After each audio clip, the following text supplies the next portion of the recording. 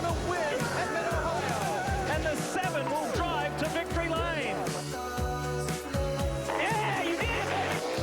Yeah, thank you so much. Hornish is going to win at home in Mid-Ohio. Odds are there will be a 6th different winner in 6 races at Mid-Ohio today, as there's only one former race winner in the field today. Cars are rolling off, and DJ, there's the playoff picture once again. Christopher Bell with all those playoff points. Somebody needs to start adding their own. Yeah, that's exactly right, and that's what these drivers will look for. Playoff points, stage points. Other drivers just looking to try to break through and go to victory lane here this afternoon. And we've talked about it all day. This is the opportunity that they've been looking for. This is the opportunity race they've been looking for. Even though Justin Marks, that one winner that you talked about, starts back in 23rd. Don't count him out of this race. Very talented with a good race car. But these other Xfinity drivers, they understand. They're sitting outside that top 12. This is their opportunity. We saw Jeremy Clements do it at Road America last year. Who's going to step up and make that happen today? Who's going to be willing to use that front bumper like we saw Regan Smith do here a couple of years ago in that final corner of the race to get that win? I can assure you, this man that we're riding with right here, right now, Elliott Sadler there, that he's willing to do that. And I'm sure that Ryan Truex has no problem in doing whatever it's going to take to win. And we'll get a good shot of it, too. That's on the right front bumper of Ryan Truex's car today. Hey, take us around this 2.3-mile, 13-turn road course, DJ. Yeah, so last week we had a road course, similar distance, but it was only 7 turns. Very technical here. You get down, you've got a high-speed part of the track. Fastest part that we're going through right here, down to turn 4, downshifting there. You got to watch for the wheel hop, and a lot of wheel hopping. And overcharging the corners here gets you in more trouble than what it's actually worth. So we'll watch these drivers go around here today. Slow down to go fast. I'm hearing that again, that's exactly right. Yep. We'll see how that works out for the 40 drivers lined up here today. Let's take a look at the starting lineup. We talked earlier, Austin Cindric, his 2nd career pole, first on a road course, and Elliott Sadler to his outside. Best career start on a road course, although he's never won turning right and left. Yeah, on road 2 here, Brandon Jones, a very good qualifying lap, finished 3rd in the Trans Am race just a little bit ago. And Cole Custer, very accomplished on the ovals. What can he do today? Matt Tifft has finished 3rd twice in his career for a best, and one of them was right here. And Ryan Truex makes his first start at Mid-Ohio. Justin Allgaier, he has one road course victory back in Montreal in 2012. Had a great run last week. Andy Lau, maybe the most talented road course racer in this field today. Hemrick finished runner-up here last year, still looking for that first career win. And the points leader, he just ran a TA2 race for the Trans Am Series and finished 6th. Has some laps here this day already. Ryan Reed's been very positive about his race car and his abilities here to do well. Can he be the one to step up and go to victory lane here? Kyle Benjamin, first time here, but looked very impressive so far. Alex Labbe, the Canadian, the 2017 Pinty Series champion, and to his side, doing double duty in Michigan, plus 40 points in the playoff standings above that cut line, Ross Chastain. Tyler Reddick here finished 11th last week in his first road course start. And our man that we'll be talking to throughout the day, Brendan Gaughan, knows how to win on these road courses. We've already said it today. Jeremy Clements, winner last year on a road course. Could he do it again here today? And Chase Briscoe, his first start here. Kaz Grala starting back here in the 19th spot, but very good on the road courses. His first start here at Mid-Ohio, though. See what he can do. And Spencer Gallagher starting 20th. And you're looking at those cars right there, including the red 15 on the right there. That's Catherine Legg from the UK making her first start in the series. DJ, there's a couple of drivers like Lally you mentioned and Catherine sprinkled throughout the field who would be considered the road course regulars, but not in these cars. Yeah, what an outstanding job she did in qualifying. Now she's just looking to get that experience. But as we pointed out, we could go through here and somebody taking a gamble and putting themselves in the right spot. We're going to see different strategies throughout this afternoon. Who's going to step up and make it happen at the right time and go to victory lane? See the rest of the 40-car starting field here. Getting a good look at their pit signs over there on the right. They are pitting in the normal direction for them this week. Last week at Watkins Glen, it was a bit reversed. So that challenge, anyway, has been reduced. Yeah, it helps the drivers, but it's more of a help for these crews. And a lot of these drivers and teams won't have the crews they normally work with when they're in companion races with the Cup Series. So a challenge there, even though they are going in that proper direction. Got some onboard cameras for you today. Hunt Brothers Pizza sponsoring this look, and also the foot cam. Elliott's shoes looking good there, DJ. Oh, it's nice new shoes it looks like he got for this, but this is going to be fun to watch throughout the day. Brendan Gaughan with the South Point onboard camera and the helmet cam right on top of his visor there gives us the best look ever in NASCAR. Oh my gosh, there's going to be a lot going on the start and restarts. Ryan Truex carrying the leaf filter onboard camera. as well as that right front bumper cam. That one's going to be fun to watch all day. So we've already heard from our guys on pit road earlier today. Let's check back in with them. Here's Parker. Well, Dave, DJ said it best. Don't count out Justin Marks. And not because he won this race back in 2016 in the rain, because he told me, hey, look, I was too loose in qualifying, but one thing I've noticed, he said, I get less bummed going forward about bad qualifying performances, because when I get in the race, I just find a way to have top 5 speed. And he said last year, he qualified 21st, but by the end of stage 1, he was in the top 10. He said, if I can do that today, I know I have a chance to win, Kevin. Parker, 2 might be the magic number for the one car of Elliott Sadler. Most know that he's finished second in the championship 4 times, including the last 2 years. He's finished second 7 times since his last win about 2 years ago, and he starts second today. But the real story is he wasn't even trying to qualify up front. They were setting up their car more for the long run, and he thinks he's really good in the long run. They were hoping to be in the top 3, 4, 5 rows. So watch for Elliott Sadler. He might get that first road course win today, Dave. Kevin, thanks. We'll keep our eye on that. Let's check in one more time with our in-race analyst. DJ, why don't you dial up Brendan? Hey, Brendan, Dale Jarrett, you got me? Loud and proud, sir. All right, hey, getting ready to start here. I know this is a very technical road course. Are there places to pass that you look at that this is the best place, or are you just going to pass them where you find them? Now, this is a place that you got big, heavy braking zones, which, of course, you pass in braking zones. But don't put it past people to come through these S's right here and get aggressive. When you miss one of them and you get pushed offline, it's real easy to make a move and try to put somebody offline there. So I'll make them wherever I can find them, but you know you got the big passing zones. But I have a question. Are they even starting on driver's left or driver's right? Because I missed that part. Dale Jarrett and I are looking at each other, and so we're not exactly sure at this point, because I don't know what's right and what's left. It's driver's right. There you go. You got your answer, Brendan. Hey, one more thing from you. You hustled that car a lot in qualifying. You going to drive it like that all day long? If I have to. I mean, I should settle it down a little bit and not have to hustle it quite so bad. But you know what? It's road racing, and I don't have many chances. So, Burns, if I got to drive it that hard all day, I'll drive it that hard all day and come out smelling like a rose at the end. You always do. We're going to have fun watching you. Have fun out there today, my friend. Thank you, everybody from home. Let's have some fun today. Pit road light. That is Brendan Gaughan, the in-race analyst. And you know, DJ, it seems like there's always one more question you want to ask when you're going road course racing, and there it was. Yes. I guess we could have just told him to go the opposite side of the driver that was starting ahead of him. Well, I'm still confused whether the camera's in front or behind. Then it makes a difference, too. So, hey, catch all the action of NBC on NASCAR on NBC with the NBC Sports app. You can get closer with alternate camera angles, driver stats, and track information. It may even tell you whether or not the even cars start on the inside or the outside. You went around the track earlier, DJ. Let's take a look at some of the numbers here regarding the Mid-Ohio Sports Car Course. Just about 2.3 miles long. Yep, 75 laps today, stages 20, 20, and 35. Possibly some strategy there where it relates to... yeah, it gets into that. You can see our fuel window here, 31 to 33.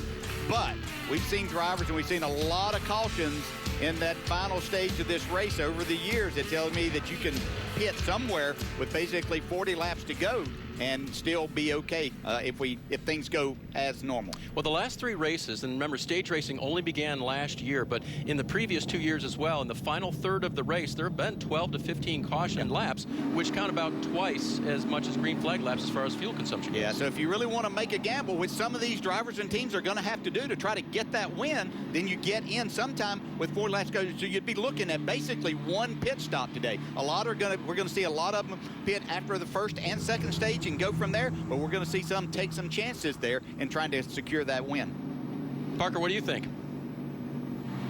Well, guys, I was just listening to your strategy talk there, and I think talking to a lot of teams, there's 2 options here in the first stage. One is that you don't care about those stage points because you're going to protect your track position. So you're going to pit before the end of the stage. Therefore, when all the people that stayed out to get the stage points pit, you go back to the front. And then all the teams have told me they have to go and pit at the stage break of stage 2 because, as you said, their fuel window is about 33 laps, 35 if they stretch it, and maybe some of those Fords can go a little further than the others. But yeah, that's definitely a very tight fuel window there at the end. Very interesting. I think Steve Letarte would say some crew chiefs need to get up on the pit box and gamble a little bit here. He always is asking for them to do something different, right? That's right. You're going to win. Sometimes you got to outdo what everyone else is trying. Final pace lap. Lights been turned off on the pace car. And as they circle around here one more time, the fans getting a good look at them. The hillside's covered in race fans, which is fun to see here. The vantage points are what's so cool about road course racing. Yeah, and this is one of the toughest turns 1 to turn 2 of anywhere that you go on a start and then the restarts with these double files, where we're going to see people out in the grass and just trying to make every maneuver that they possibly can to move forward and to stay out of trouble. So, you know, DJ, today there are a number of people following on Twitter the @Xfinity handle, because Dale Jr. and friends are watching this race, and apparently there's a party word that includes wheel hop. Wheel hop. Yeah, so just so if we say wheel hop a lot, yeah, they're gonna have a fun time. oh yeah, okay. So these cars probably won't wheel hop coming to the green, but they may in the first turn. It will be shortly after that. Maybe not turn 1, but by turn 2 we'll certainly see them wheel hopping. Pace car comes to pit road. Austin Cindric, his first road course pole in that blue 22, will lead them to green. Green flag is out at Mid-Ohio.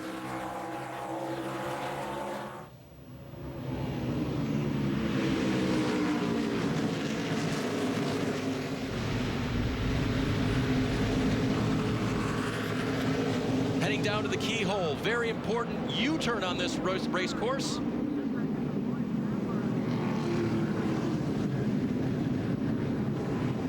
Everyone getting it right so far. Great aerial shot, and look at the lead already for Cindric. Yeah, I think Elliott Sadler was satisfied there just to let Austin Cindric take off and go. He knows that's the fastest race car here, and just settle in and get a good spot and protect and be able to settle into how you want to run this race. Too wide back through here. The 9 of Reddick, the 18 of Benjamin, they single it out. Yeah, Now the technical section here, DJ. Yeah, that's what I was going to bring up. There's places you can run too wide, but they're getting into a part that too wide is going to be very, very difficult. Although our in-race analyst was doing it. There's Brendan going too wide through there. Yeah, he's got nothing to lose. I love his just go-for-it attitude. You put him in this position where he doesn't have to worry about anything.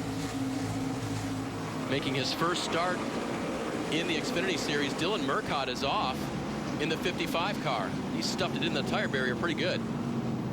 There's been a lot of contact with him. We don't see that. Caution is out. Yep.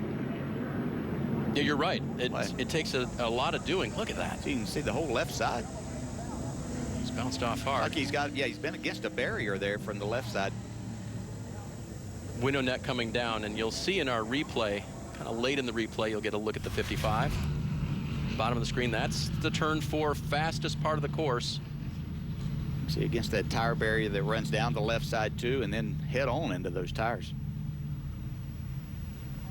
It's almost like he lost the brakes early on. Cleanup beginning at Mid-Ohio, just underway.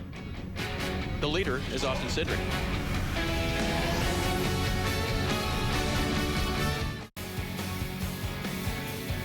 Under caution for the first time today at the Mid-Ohio Sports Car Course for Dylan Murcott's damaged 55 car, the 26-year-old from New York. Got into trouble coming to the fastest portion of the course, Dale, and not sure exactly how he got off course, but once he did, he was trying to slow the 55 down the best he could. Yeah, and we've had a report that he did lose his brakes there, which is what it looked like.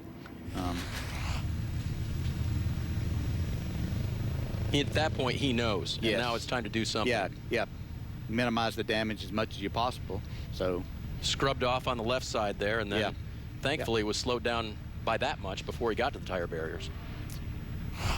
he would have loved to have had some wheel hop there, but with no brakes, you can't do that. That's right. So making his first start here this afternoon, there is one other driver who has never started in the Xfinity Series.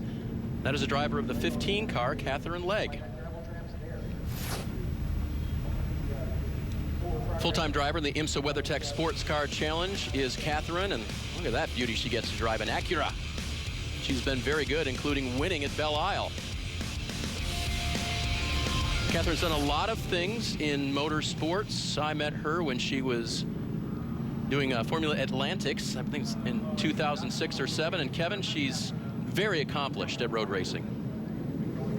Yeah, she's driven just about everything. A lot of oval racing, too, including a couple of Indianapolis 500s. But this is all new. She said she's wanted to do this ever since she first came to America, was watching in the UK NASCAR as a little girl. But she comes in with really no expectations, no testing, not even any simulator time, just a little bit of watching video and talking to friends like Andy Lally and Justin Marks. Boris Said has been here helping her, and she's tough on herself. She still wanted to do a little bit better in qualifying, 22nd, but all things considered, she's doing pretty well, and she said she feels a little bit better every time she gets in the car.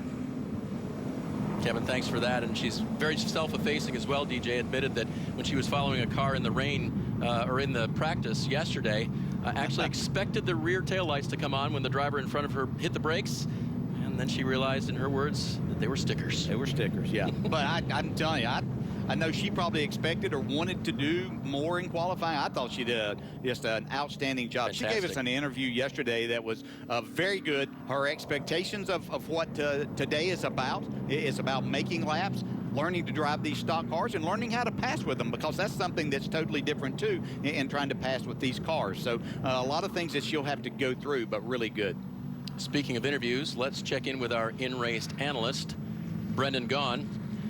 Hey, Brendan, it's Dave up in the booth. As soon as you guys got to the technical section of the track, we said it's not a good place to go too wide, and there you were, side by side with someone. How's it going so far? I told you pass where you got to make it work. If that's where it is, that's where I'll make it work. Just standard, you know, when you pack up, you got to take advantage of those situations. That's why restarting is so much fun in initial start. Take advantage of them again, try to get a few more on the next one. Hey, Brendan, as a driver, you're all amped up and ready to go, and you get the green flag, but you only get to go 5 or 6, 7 corners. What's it like then to have to get yourself back ready and poised for another restart? Yeah, you know, you do like to get into a rhythm, and I've always been accused of being a rhythm driver, so it does break that rhythm, but feel pretty good about passing a few cars early, got some juices flowing. You just got to relax, you know, kind of plan it again, hope it goes the same way where we can make up some ground, but you know, the further up you get, of course, it's going to be tougher to pass. Can you relax more than you normally are relaxed? No, this is about me normal. I'm you know me, I'm kind of the clown. I feel very relaxed when I'm behind the wheel of a race car. So I just love the fact I get to still do it. We'll check back with you later. Enjoy. Having fun.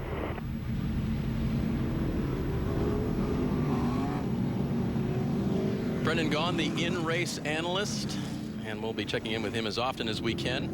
You see the field forming up behind the pace car, 2 by 2 once again. Austin Cindric, the blue 22, he will be the control car. He's supposed to fire off first once he gets to the restart zone. Yeah, I think we'll see a lot of the same thing. I think Elliott Sadler will treat this the same way. He understands how fast that 22 car is. So if he tries to even beat him or outbrake him, he knows that in the next few corners, as fast as Austin Cindric is, that could create a side-by-side situation that he loses more spots than that. So I think that you'll see try to take off with the 22 and get a lead out there to where he can settle in second. Parker? Well, DJ, and look how they're lined up there. Obviously, one of Elliott Sadler is going to be the outside of turn 1. Austin Cindric took the inside, but don't think that is the line that you want to be in, because if you watch this race last year, Daniel Hemrick made many restarts where Elliott Sadler was, and was able to beat that 22 car of Sam Hornish last year through turn 1. So let's see which lane is preferred here. Clean restart for Cindric. He leads the field to turn 1.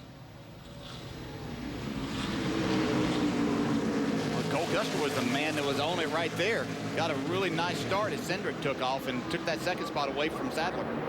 Now Sadler looks to the side of the red and white car. He can't quite do it. To the outside, here comes Justin Allgaier. Wow, what a move by Allgaier. Heavy braking, looks like he might take second. Doesn't have the preferred line here, but a nice launch off of turn 2. Is that smoke coming from the back of the double zero of Custer? Yeah, I wonder if Elliott Sadler got into the back just enough that he's got a rub there. Oh, yeah, more than enough.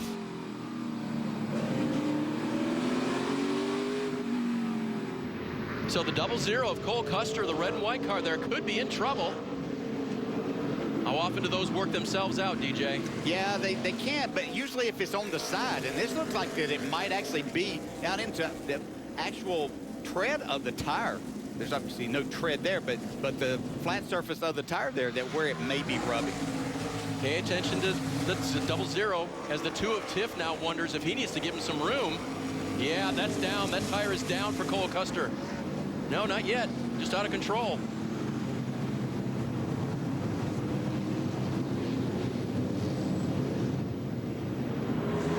See on the upper left, laps counting down to the end of stage 1. 20 laps scheduled. The leader is still Austin Cindric. Allgaier behind him. This is third place Cole Custer with a damaged Ford Mustang. Yeah, and I think what happened there, Custer got a great start there and was able to get that spot. But as he went down to turn 2, where it's a heavy braking, then he was at a bad angle because he was trying to make sure that Elliott Sadler didn't get back to his inside in the entrance to that corner. Got slowed down a little too much and more than what Elliott Sadler anticipated, and it created some contact. Side by side for 6th has just been gone back to single file. That's Truex under fire from the yellow car of Brandon Jones. And now to the inside comes Daniel Hemrick. And those are opportunities that you can look for as a driver. But do you set yourself up then for the next corner to where you're in the wrong position once again? Daniel Hemrick has to settle back in behind Brandon Jones. Truex has cameras all over that race car. He's got one off the back too, DJ. Great looks from the 11 car this afternoon.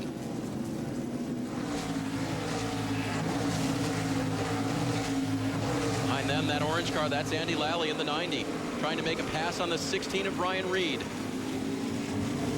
Oh. Jones off course. Hemrick takes advantage. Oh, Jones around. Big time trouble for Brandon Jones. They get stacked up and Lally has nowhere to go. The 90 comes to a complete stop and now gets it going again, trying to see if the 19 of Jones can get it fired, still under green. And he is going to, and join the rear of the field. Trying to see if he had a tire down or if it was just a matter that he got off into the grass, had that on his tire, and then tried to go a little too hard. So he took one mistake and compounded it into another.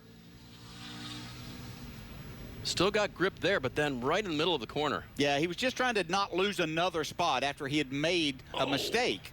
Get Lally had to come to a complete stop. How about our in-race analyst, Brendan Gaughan? See everything happen right here. Down to the inside, through the grass. Yeah, Brendan did a nice job. He only lost maybe one spot there. So still under green. Yep. And the 19 of Jones goes all the way back to the end of the field. 36 right now listed for Jones. And problems with the drivers that went through the grass, Dale, that can mount itself up pretty quick. It can. Yeah, you want to make sure that you don't have grass, and they'll be looking on your grill because it can create overheating situations. Austin Cindric has led every lap so far in the blue 22. Team Penske going for yet another road course win and yet another at Mid-Ohio. They have 2. Yeah, and haven't really seen any more smoke from this 00 of Cole Custer, so it looked like that everything may be okay. I think we might have a replay to show exactly how all of this took place. So this was on the restart, Dale. See, right, yeah, so it wasn't going in right there. It was just that he got a little bit loose. Sadler was back in the throttle, ready to go from that side, and just a little contact. And Cole couldn't bleed out to exit that turn because the 7 of Allgaier was there. Kevin?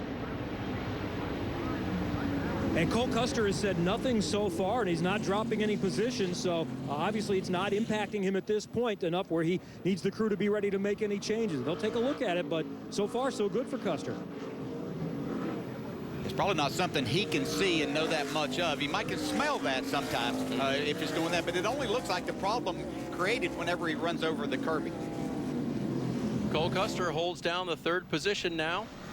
Appears to be just fine for the moment. Justin Allgaier trying to chase down Austin Cindric at Mid-Ohio.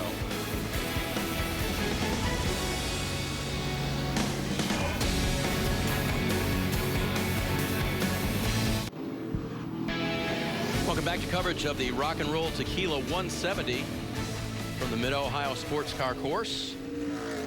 75 laps scheduled today. The first couple of races here, 90 laps, Dale. That was a long day. The last 3 have been 75 lappers. And the stages today, 20, 20, and 35. Yeah, which still can turn into a long day. A lot of work around here. We talked about the 13 turns. You know, obviously that requires your attention, all the shifting that you have to do when you encounter all of that, and then trying to figure out exactly where to pass, and especially for young drivers like Christopher Bell, who, even though he has the most wins in the series and is in a good position as far as season-long points and regular season points to gain those bonus points, playoff points, you know, today is about learning more. You know, I know he would like to win because that's what he goes every weekend to do, but it's more about just learning and not hurting yourself. That's really the only thing that he could do here today is hurt himself by making a mistake as far as the regular season points go. On the other side of that, we looked at the 7 car as a driver who would really be able to help himself today with the consistency he's shown on road courses and the potential to win. Yeah, I think he knows how to win. He's done it before. Again, had a very good race at Watkins Glen last week. Was running third late in the race, and then got up to second when Brad Keselowski kind of overdrove turn 1 in trying to pass his teammate there, and then Justin got passed for coming off the last corner by A.J. Allmendinger, but very capable of winning and understands exactly what it takes. But the bonus points that go along with winning, the playoff points there, could really help Justin Allgaier in looking ahead to the playoffs. Matt Tifft holds down 4th position in the 2 car, Kevin. And that's another guy that could win. Remember, he was on the brink of winning at Road America last year, finished third here last year. Loves this track, not just because it's a home race. He grew up not too far from here driving go-karts. He's from the Cleveland area, but he thinks this is the road course on the schedule that suits his style the most, and it's definitely a home race. He said he's got at least 50 to 60 people that he knows of that are here. So I said, how many tickets are you responsible for? Well, you got to be a blood relative. I took care of those people. The rest of my friends, they're on their own. But he's in for a good one here today. Well, they might be out there somewhere having a big time, Kevin. You see the Indians on the side of his car. He's not just a huge fan and from this state. Actually got to throw out the first pitch the other night, Dale. Oh, that's always a lot of fun. Really cool that they allow him to come do this, and especially when you're a big fan of that.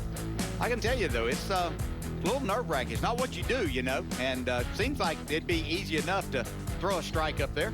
Whole goal is don't put it in the dirt, and he didn't do that. Yep. Have you ever thrown a first pitch? I have, yes. Did you nail it? The catcher called it, I'll say that. It didn't hit the ground either, so. It didn't wheel hop? Nope. Okay. Didn't wheel hop. No wheel hop. Matt Tifft currently in 4th. Behind him, the 1 car, that's the green and white car. That is Elliott Sadler. And I talked to Tifft way too early last week at Watkins Glen. That was from the Infield Care Center. Not where he wanted to end his day. Meanwhile, second place is heated up a little bit. Cole Custer's caught him. A little damage on the right rear, not bothering Cole Custer at all. Nope, and you do, even if you have an idea, Dale, that there's something going on back there, you just kind of put it out of your head until you have to deal with it, right? Yeah, and you know, he's probably, we haven't seen very few times that there's been any smoke, so he's not smelling anything there. His spotter's not telling him that it's rubbing at any point in time, so he's just driving it like everything is taken care of. A little bit of a parachute effect right there. I don't know if aerodynamically if that matters or not. He seems to be keeping up pretty well with Justin. Yeah, he's doing a good job of drafting down this long stretch here. Banging down through the gears, taking a right-hander and then going uphill. The elevation changes here, Dale, one of the things that we like most about Mid-Ohio. Yeah, I think that's one of the things that really struck me whenever the first time that I went, to see just how much up and down, especially as you crest some of these, that it's kind of a blind spot as a driver. So if you're not in a big pack, that part's okay, but the car wants to get really light at that point, and it makes it very more difficult, or a lot more difficult and very challenging at those parts. Lifting off the tops of those hills. 8 to go in the stage. So some thought here to perhaps, if you're not that much better than the guy in front of you, just sort of holding station. Yeah, I think that would be one thing. You know, it's neither one of these drivers obviously are worried very much. You see a little bit of smoke come there, but that could have been from locking up the brakes a little more than from the right rear. But see exactly what's this going to bring? Who's going to make a strategy call here late, and see exactly kind of what everybody's thinking. This is going to kind of set up what everybody is thinking about doing for the rest of this race. That is the 6th place car. You're on board with Ryan Truex.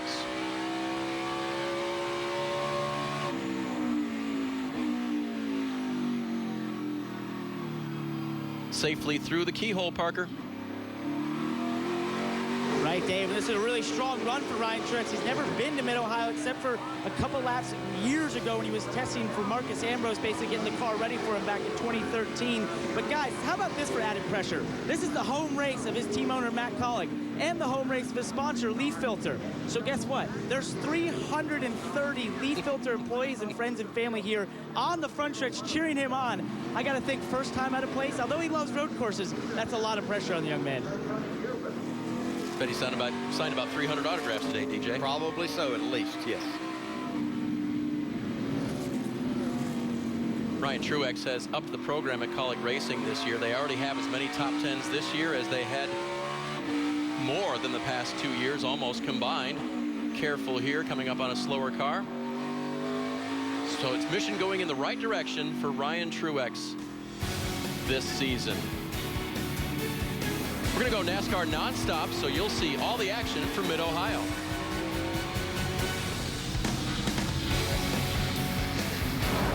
Ah, another truckload of Toyotas. What a sight. Yeah, during Toyota's national clearance event, we've got the last of the 2018s.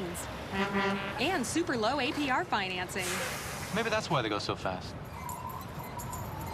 Okay, that's got to be a record. Right now at Toyota's national clearance event, you can get incredible deals on the last of the 2018s. Offers end September 4th. To learn more about all our great deals, visit Toyota.com. Save on the last of the 2018s. Come in today. Toyota, let's go places. Today we're opening more than 150,000 locations called Domino's Hotspots. You can finally get Domino's delivered to every single one of them. Get 2 medium, 2-topping pizzas delivered for $5.99 each. Domino's Hotspots. Delivery to parks, beaches, and other outdoor locations near you. Hey, Dad, what are you doing? Kevin here says Mobile One annual protection is proven to protect for 20,000 miles. It'll save you a lot of time. And what do I always say about time? Well, you say there's not enough time in the day, and then you sigh loudly, and then you say your shin's hurt. Hey, with all this extra time... Sorry, buddy. Kevin and I have a tea time at 11. 20,000 miles between oil changes guaranteed. Mobile One annual protection. Available at these locations. If you didn't get your wireless plan from U.S. Cellular, you've probably been blown away by hidden fees, too. And not in a good way! They hit you with activation fees and monthly connection charges. Then they throw in data overages. But U.S. Cellular has no hidden fees. Plus unlimited data for $40 a month. Right, my man? So get U.S. Cellular with a stronger signal in the middle of anywhere. Today we're opening more than 150,000 locations called Domino's Hotspots. You can finally get Domino's delivered to every single one of them. Get 2 medium, 2-topping pizzas delivered for $5.99 each. Domino's Hotspots. Delivery to parks, beaches, and other outdoor locations near you. Green flag in the air, we're underway. This season. Oh, what a great move right there. 40 drivers. Here they come. He's got it righted. Compete. Oh, it's a risky move right here. Contact. Oh, wrecking behind them. And decide. Unbelievable finish. Who will rise to the top? How about that?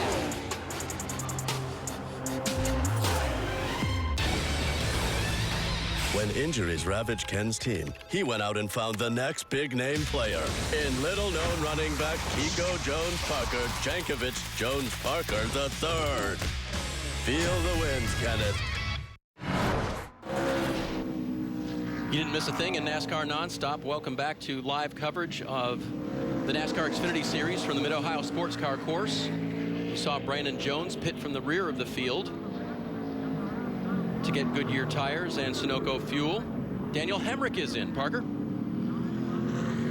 Right, guys, he pits out of the 7th place position right now. He's been struggling with rear grip inside that 21 car. They're actually going to do a rubber change here, and this is what his crew chief Danny Stockman told me they were going to do. They were going to forego stage points in this first stage to save that track position going towards the second stage. 4 Goodyear tires and Sunoco fuel for the 21 car of Daniel Hemrick. What do you think of that strategy, Dale? Yeah, you know, they knew this and had it planned out as exactly what was going to be best and beneficial for them. Kevin? Brendan Gaughan is also one of those. Obviously, he's not concerned about stage points, not full time, so he's thinking about a race win, trying to pick up some positions. So he will make his first stop of the race as we watch his onboard, and he comes back out, and now he'll wait for some to still take here in the next minute or two, the others at the end of the stage. And the strategy, like Parker said, I'm hearing most saying they don't care about the stage points, they'll come in. But I was being told by many, unless we're in the top 3 or 4, then we might stay out. Christopher Bell is one of those that said, no, we want the stage points. We're safely in the playoffs, as we think we see Justin Allgaier and some others coming into the pits. And there's Cole Custer coming down. Yeah, Kevin Allgaier waved off. Custer dove in. You see Andy Lally now exiting in the 90 car. There's Custer. And NASCAR will close pit road with 2 to go in the stage, so we're almost to that point. You can see on the left there the cars that are pitting. And Custer has done a little tug on that fender to make sure that nothing else happens with the rear of that car. Yeah, that was a good opportunity for them to take care of that and make sure that they have no issues from that point. So it looks like the majority of the field likes this, hey, let's pit before the end of the first stage. Yeah, and this is going to be interesting too. We've seen Austin Cindric be the very best when he's out front. What's going to happen, because if this all plays out, he's going to be, as after he makes his pit stop, back in and have to pass some cars. So we're going to see what the driver with the best car is going to be able to do in traffic. See Kyle Benjamin coming back out. So Austin Cindric has one more opportunity right here if they want to do it before NASCAR closes pit road. Team Penske 22 takes the opportunity. He'll dive to pit road.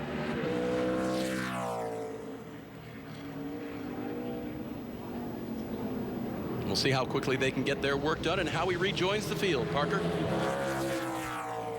And guys, there's not been many complaints on the radio from the 22. He says the call is peachy right now. So whatever that means in terms of their code words on the 22 for Team Penske, obviously been leading, taking care of the rear tires in that car. It's going to be 4 Goodyear tires and Sunoco fuel. Maybe an air pressure adjustment, but we'll see what peachy means here. So Justin Allgaier has not taken that opportunity, Dale. He stays out. Ian Sadler. Brian Truex, looks like. Brandon Jones trying to unlap himself the old-fashioned way in the 19 car there. He is in the free pass position at this moment. Which would be big to him to get by here and not have to be that free pass, because you still free pass, you have to start behind everyone. He can unlap himself here then as other drivers go to pit road. If he's able to catch up quick enough, that may allow him to make up a few more spots. That is why the 19 of Jones is chasing the leader so hard. No, he's not on the lead lap. And so Justin has to be careful here. If he sees something like this, he may just want to give way. No way.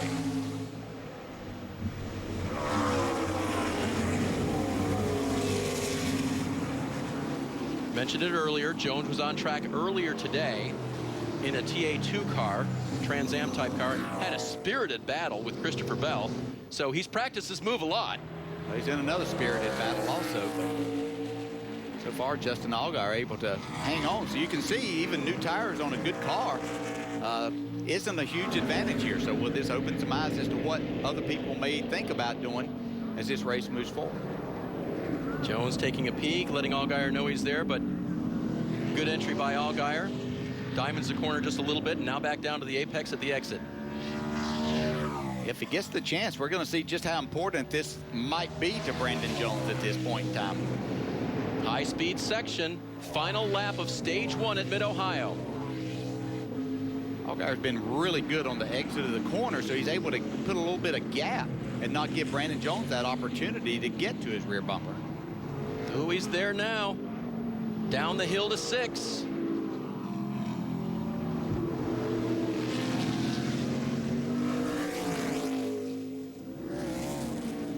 Good corner by Jones there. See if he can take advantage. He's going to do it right here. Brandon Jones side by side trying to unlap himself. Allgaier gets a good jump off of that corner.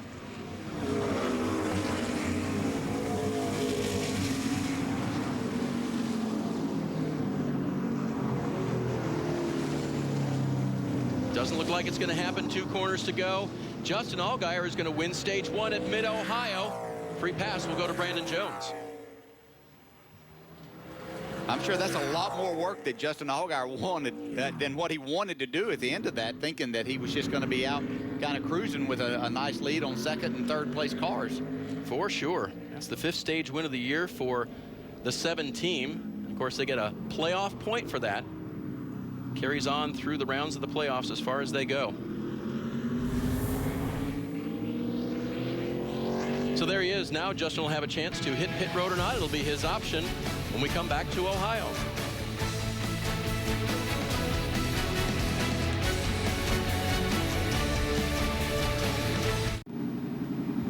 Get NASCAR coverage when you're on the go with NASCAR Mobile. The official app of NASCAR puts race coverage and live in-car cameras at your fingertips. Try out the premium features, including live driver audio, enhanced telemetry, and an ad-free experience by signing up for a free 7-day trial. Search NASCAR in your app store or visit NASCAR.com/mobile.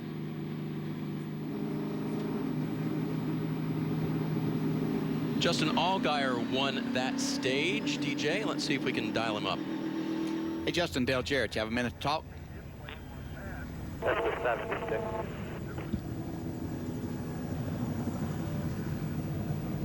Didn't quite understand. Justin, entry of 9, the 90 cars sit driver's left right as you enter the corner.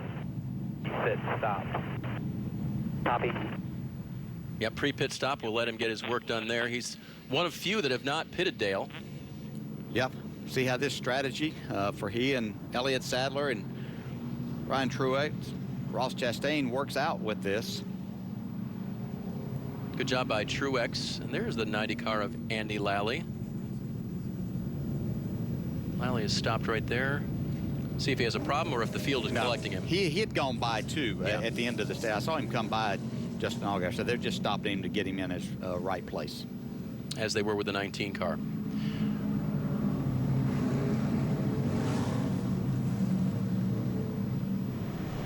So you saw many of the pit stops. There goes the free pass car. That's the 19 of Brandon Jones. He will get back on the lead lap. Meanwhile, several crews await their cars coming down pit road, including the stage winner, Justin Allgaier. Elliott Sadler, his teammate. 35 miles per hour down pit road for safety. Let's head down to Kevin Lee. It's an easy in for Justin Allgaier after his 5th stage win of the season, looking to pick up bonus points. They're going to do 4 good years. Sunoco Fuel, remember he's won on a road course before, and he was the highest finishing Xfinity regular, 3rd at Watkins Glen last week. Good stop for Allgaier, Parker. And Kevin, those points for Elliott Sadler finishing second at stage were important. He came to this race 4 points behind the leader. Daniel Hemrick had a big point swing there. He's going to do 4 Goodyear tires and Sunoco Fuel and hopefully tighten up that car, just a little lacking rear grip. Justin Allgaier will win the race off pit road. You see pretty much everyone taking on those 4 Goodyear tires to make it around mid-Ohio. We mentioned how Justin Allgaier has been good this season. It's been a career year for him.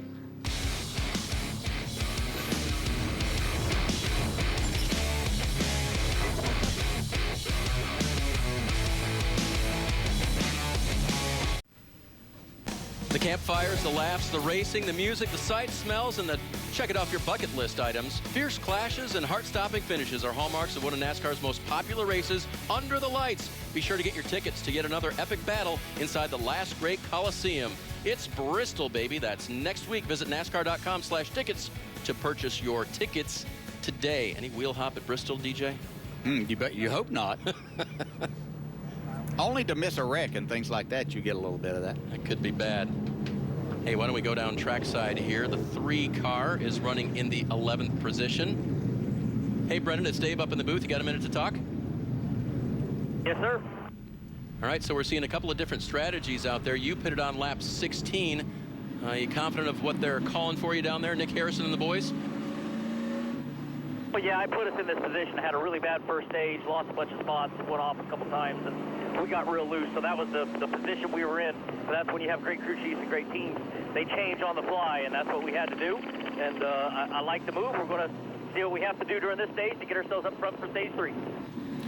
Hey, Brendan, when you talk about it being loose on a road course, what are your options as far as making adjustments?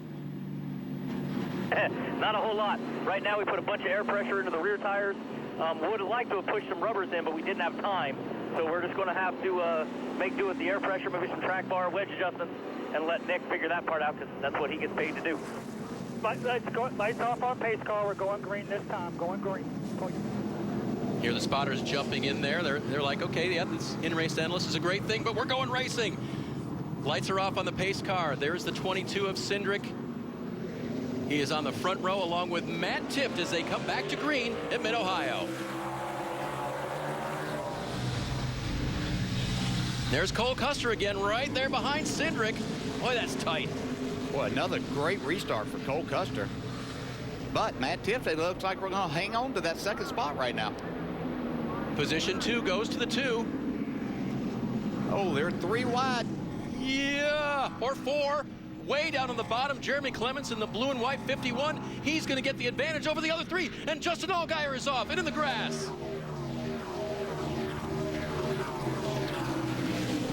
Allgaier, the stage 1 winner, the big loser right there. Yeah, it looked like he might be a big winner, and you can put 4 cars out there wide. You can't race them that way, though. Catching his breath now, and Justin Allgaier all the way back to 19th. Let's see how this got started, Dale. Coming off of the first corner down to turn 2. Yeah, you can see Justin Allgaier just saw an opportunity to get there, but there just wasn't room at that point in time. But that's what this racing is about. How aggressive do you want to be? Justin Marks in the yellow 42. The white 18 was Kyle Benjamin. And way down to the inside, we mentioned that Clements got through clean in the 51. Kevin. And I think the team and Jason Burdett saw that this is a possibility during this caution after this stage. He said, well, we hope that stage point and the playoff point was worth it because you're probably not going to enjoy this stint very much, meaning restarting in 13th back with a lot of traffic, and it caught up with Allgaier right there. Yeah, now it'll be interesting to see if maybe Jason Burdett changes his strategy in looking at this stage 2, being back where they are. Is he going to try to pit this early and try to make it from that stop and make it forward, as others may choose to pit at the end of the stage, or exactly what's going to happen there? So I'm sure that Jason Burdett and his people are sitting there and calculating right now exactly what they may do from this position. Our in-race analyst pointed that out. Crew chiefs changing on the fly when things happen on the road course, and they just did to Justin Allgaier. There's a good look at Jason Burdett.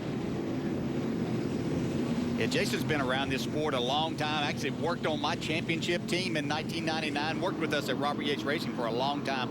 Very smart, understands this. He and Justin have a great relationship and understand each other. Justin has full confidence in what he wants to do. So if he changes the plan right here, he's going to go along with that, and they'll make the most of that plan. Mark it down, a changing moment for Allgaier at Mid-Ohio today. Not much has changed for the driver of the 22 car. Except for the pit stop cycle, he's led every lap. Yeah, and as I spoke that he may be back in traffic, they employed that strategy that didn't put their driver with the fastest race car here in that position. So we'll see as this unfolds, is someone or some other teams going to make some strategy plays. It's quite clear right now that if you let him be in this position, you're probably not going to beat this 22 car and driver today. Good look from our aerial view once again. This is a huge complex. The race course itself just 2.3 miles, but 13 turns, the highest speed portion they're heading to now, and then back to a very elevation changing technical portion of the track. Yeah, and I don't mean to say that what Austin Cindric has there with the fastest car, that's easy by any means, because it's still, as you point out, very technical racetrack. And sometimes when you have the best car, that adds even more pressure to a young 19-year-old in this position for his first time in an Xfinity race. So, but he's doing an outstanding job to this point. Set back to pit road and Kevin Lee. And keep in mind, Christopher Bell already had 45 laps in him when he got through the day from the Trans Am race, and those cars are hotter than the stock cars, than the Xfinity cars. He's one of a few that did that, and he looked spent when he got out of that car. But 15 minutes later, and this is the beauty of youth, right before he climbed in this car, he said he felt pretty good again. And this is the best he's felt in his young road course racing career in NASCAR. He really thought he had a chance to do something today, but mostly he just wants to make sure he maintains his points lead. He wants that regular season championship. keeping everything in perspective. A little bit of a risk reward, Dale, running the race earlier today? Yeah, I don't think there's much risk in it, personally, you know, aside from getting in a crash and something happening there. You know, he's young, and yeah, he might have been a little bit hot in that, but, you know, I'm sure that he anticipated that, hydrated himself well before the weekend came along. So I think it's only an uptick for the benefits of what you can learn as a driver, especially a young man that doesn't have a tremendous amount of road course experience. Hey, Parker, it's a gorgeous day today. Why the windshield wipers on the cars? Good point, Dave. I thought we should point that out to the viewers who are looking at these cars with windshield wipers on them right now on this glorious sunny day and wondering what the heck are they doing there. Well, first of all, remember we start this day with basically a 40% chance of rain earlier today. So a lot of these teams just anticipated and had those on in case the rain hit, because if you want to put that windshield wiper on during the race, it actually makes your pit stop longer, obviously. And then there's a little bit of a understanding that maybe, especially on the Cup side, that those things can be used a little bit to direct air, maybe create a little bit more downforce, but that's a little bit suspect for some people. So I think that most of these teams right now are just prepared for that 40% chance of rain earlier today. Engineers in NASCAR spend a lot of time on things, don't they, Dale? Yes, they do. And the smallest thing, but you got to make sure that every detail's covered. Could be the winning advantage. Let's go NASCAR nonstop, pay some bills. You won't miss anything.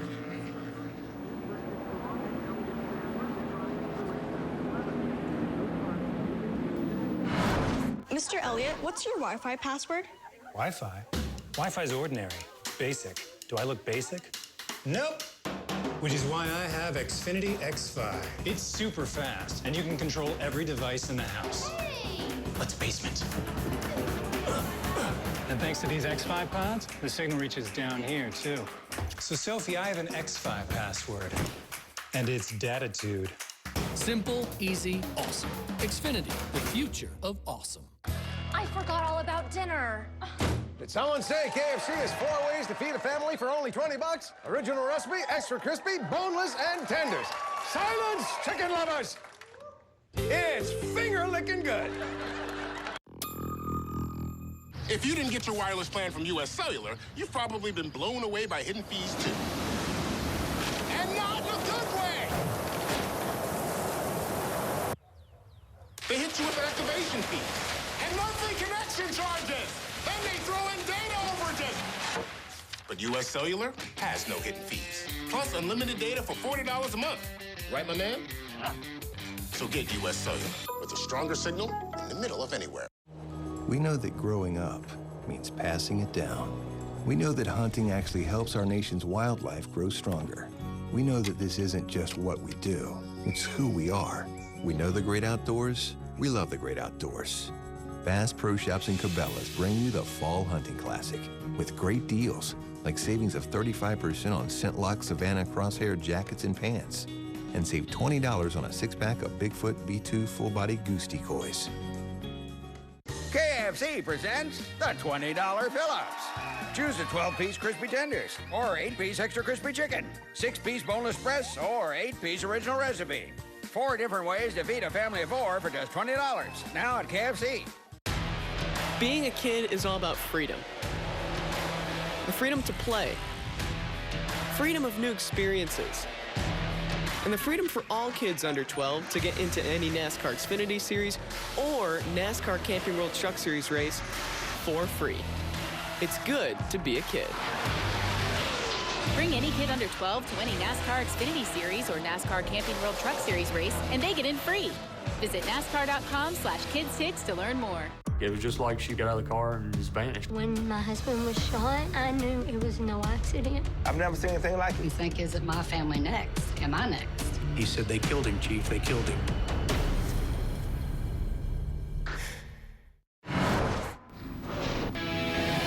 Under caution for the 3rd time today at Mid-Ohio. You saw it in nonstop, the 39 car slowing down, and NASCAR throwing the caution for safety's sake. Oil reported on the track.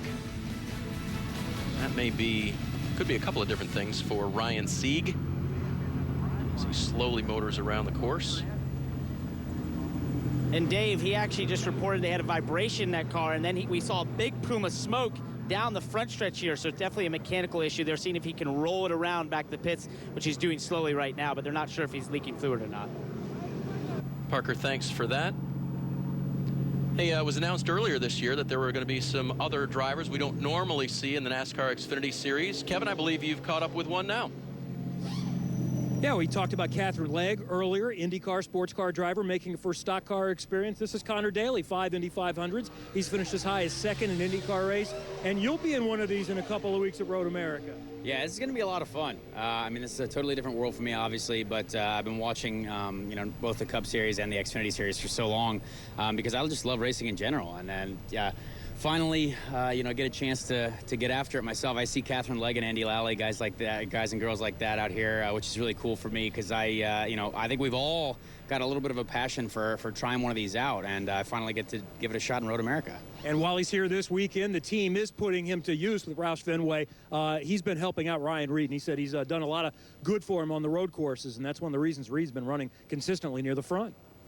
Roush Fenway Racing, thank you, Kevin, by the way, a deep history in road course racing and not a bad organization for Connor to get his first Xfinity Series start with. Yeah, no doubt. Here are the 5 races leading up to the playoffs, 6 including today, but they've got some more lefty-righty coming up, Dale, and, of course, finishing up with that finale at Las Vegas. Yeah, it's like somebody sat down and said, how difficult could we make this on these drivers with all the different types? But that's what's great about this series, is you can see what they're going to encounter. Should be a lot of fun to watch. So while they take care of Ryan Sieg's disabled 39 car, we'll head back to break. Look for you on the other side.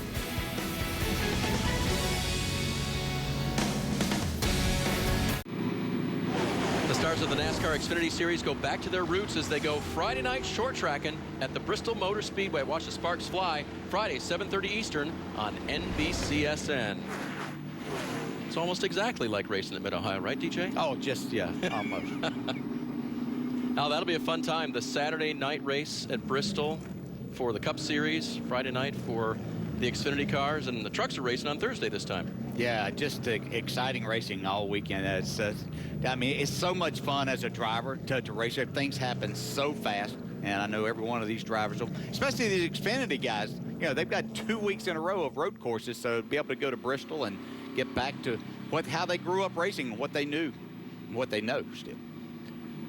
So Ryan Sieg will be done for the day, his car towed away. We'll head back to break while we have a chance here. Austin Cindric still has the lead at Mid-Ohio.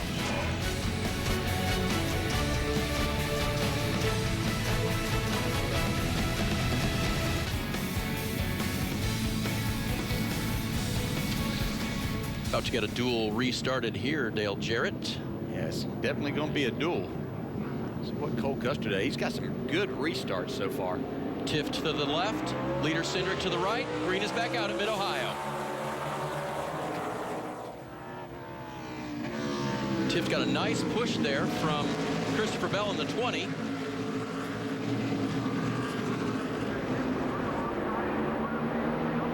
Looking for places to go back there. Yep. I hear some wheel hopping going on right there. I don't know who it was. 3 wide again. Again, it's Justin Allgaier on the outside, but this is going to work better than it did before. Off in the grass. Cole Custer now trying to protect, but Bell is going to get the spot.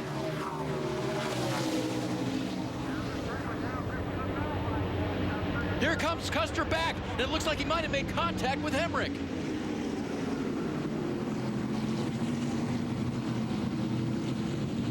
Now they single out, and Tyler Reddick looked for a place there, but had to drop back in line. Stuck on the outside is Justin Marks. Got a car spinning. Right behind, top of 5. It is Chase Briscoe, and the back end torn off of that Mustang.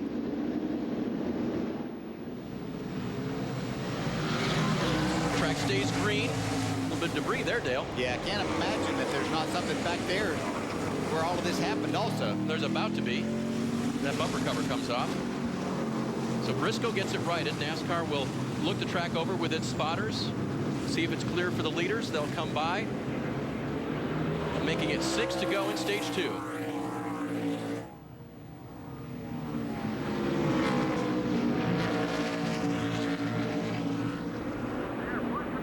Nice lines for Cindric. Tift is right there. Yeah, how about the job Matt Tibbs is doing, sticking right there with Austin Cindric. Christopher Bell had a great restart. See what happened to Chase Briscoe on the last lap. As if there was any contact or if just got, yeah, there's a lot happening back in there. And then it gets hit from behind. Yep, 2 cars got bottled up. He was trying to save his car. Ooh, that's where the side got ripped off. The rear bumper cover, anyway. A lot of damage to the right front of someone. Hard to see from here. Benjamin on the inside. That is the... That'd be the 5 of Annette. 23 of Gallagher on the outside. Here goes Briscoe around. Oh! It was the 8 of Cody Ware that got into Briscoe. This just happened. Brandon Jones off and in the grass. Yeah, he'd made a nice recovery back inside the top 20, but once again spinning off course. All right. Let's get an update on our leader. Here's Parker.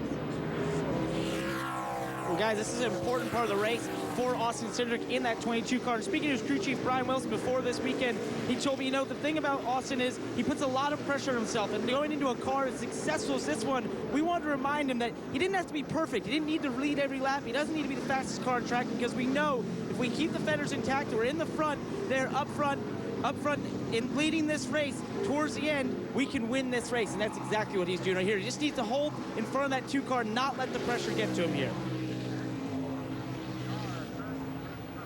Brian Wilson, the crew chief on that 22, is one with several different drivers. Logano, Keselowski, Blaney. Cindric hoping to add his name to that list. He's done an outstanding job to this point, Tom. From qualifying on, he was fast in practice. Oh, a little contact there. Yep, Brendan Gaughan went too wide with Ryan Truex. Neither gave way. Yeah, Truex coming out on the bad end of that part. Fender met door. 11 car off track.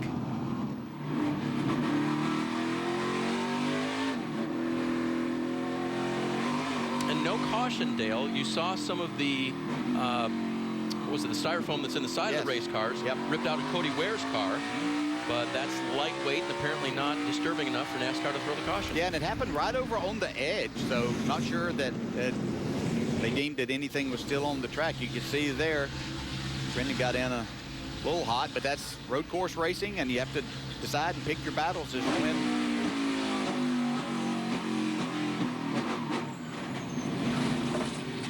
They'll look at that footage in the 11 and say the 3 car was nowhere near far enough ahead, right?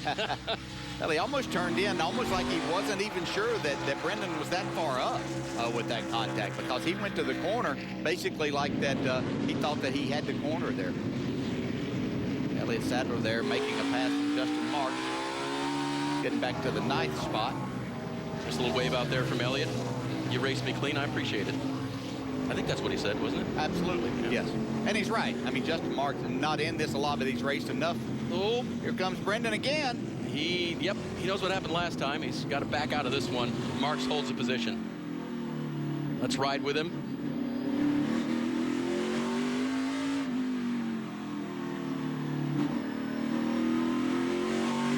We saw these two yesterday in practice. Brendan was following Justin Marks. We could see just how different they were attacking these corners. And both were fast. Yeah, you can do it in many different ways. You see Justin Marks, something he does all the time. You see here as they try to make repairs. That is the 60 of Chase Briscoe. Ran full-time in the Truck Series last year for Brad Keselowski. Limited opportunities this year, trying to make the most of them. Yeah, and that was just an unfortunate situation for him. Just one of those you get stacked up on restarts, and you're the beneficiary of trying to stay off the car in front of you, and you get hit from behind the turn. So, Kevin, we've been watching the 7 car, and I know you've been talking with their crew a little bit about their strategy from here on out. Yeah, they said it was probably going to be a difficult stint, and it has been as we watch him try to get inside Justin Marks here. They went a little bit the wrong way on the air pressures. He said it's really difficult in the center. Also, when he got off that first time, some grass on the grills. He may have seen him different times kind of weaving around or trying to get up close to other cars, get that grass off the grill. But he'll be happy when this stage is done and they can make more changes, Parker. and his teammate Elliott Sadler in the 1 car. As we watched Kyle Benjamin make a dive there on Justin Marks, has done a good job in this stage. Remember, he restarted 14th beginning this stage, got to 11th by that first caution, and now is all the way up to 8th. And this is the most important part of the race for them with the strategy they're running. Knowing that most people are all going to pit at the stage break for stage 2, every position he gets now is worth track position. That is going to be where you restart in stage 3. And I got to give a shout out to all our friends in Michigan watching. They're all texting me, so that's Dale Jr., Kelly Stavis, Kyle Petty, Steve Letarte, Jeff Burton, and Rick Allen. Hi, guys, and thank you for watching. Hope you're enjoying the show. Oh, and you know what? Yeah. As we're on board here, the 1, hopefully we don't experience, and you know it, what game is it? Wheel hop. I was going to say, you know they're enjoying it because we're going to say it again. It was the party phrase, shall we say, Dale, that they chose today. Yes, and you have to have that. You do. And it's not surprising with our group. Look at Cole Custer here, this. going for 4th. Is he going to get it? Hemrick hanging tough on the outside in the keyhole. Good drive off for both, and they're still tied. Who's going to give here? Looks like Custer has the advantage, going to the right-hander. Nice look from above. Can Hemrick do the crossover? Thought about it. Yeah, not really a place to cross over to that side, so that's what Cole Custer knew and kind of was giving him that portion of the track if he so wanted it. So that puts Cole up to 4th. Pit road is closed for the end of stage 2, and we have not seen that type of diving down pit road as we did at the end of stage 1. Parker telling us most everyone was going to go to the break. I think Kevin was in on that as well. And I know today hasn't shown it, but history tells us that there's a lot of caution laps in that final stage. Really surprised that someone didn't take the opportunity to hit pit road a little bit early, give that up, but be out in front whenever we start the final stage of this race. Final lap of stage 2. Austin Cindric with things well in hand. Hemrick's 21 car showing the aggression that can be happening on a road course like they're on today. He's been in the midst of 3 and sometimes 4 wide already. Yeah. Christopher Bell there in that 3rd spot. Cole Custer wanting to take it away here on this final lap, but really good job by Christopher Bell. Custer's car hanging in and coming around at the end. Yeah, he's done a really good job of taking care of his tires throughout this, and now he's able to make some good moves. See if he's going to try to make this happen. Now, I thought better of that. You've worked hard through this. There's no sense in giving it all away. But it's worth a stage point if he can get around Christopher. Yeah, but the points really, I mean, even though he's still in the battle for that regular season championship, so yes, you can say that every point matters. Get these 3.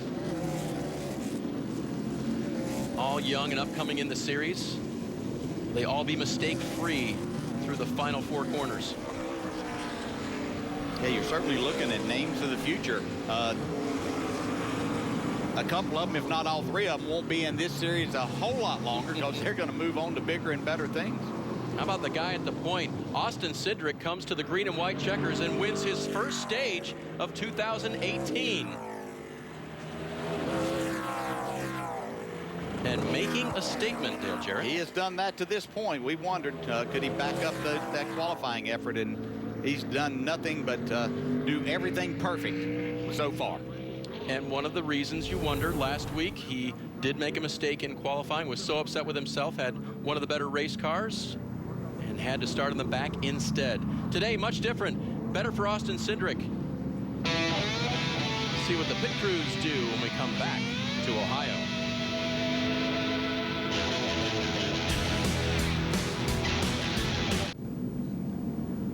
Welcome back to coverage of the Rock and Roll Tequila 170 from the Mid-Ohio Sports Car Course. Keep in mind, bringing the whole family to NASCAR race has never been easier or cheaper. Kids 12 and under are free for every Xfinity and Camping World Truck Series race on the schedule. Discounted tickets also available for every Monster Energy NASCAR Cup Series event. Visit NASCAR.com/KidsTix to learn more about free and discounted tickets at an event near you.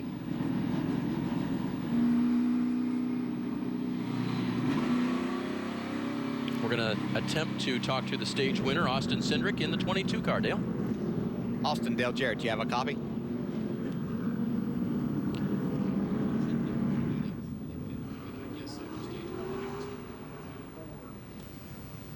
Hey, Austin, Dale Jarrett, do you have a copy?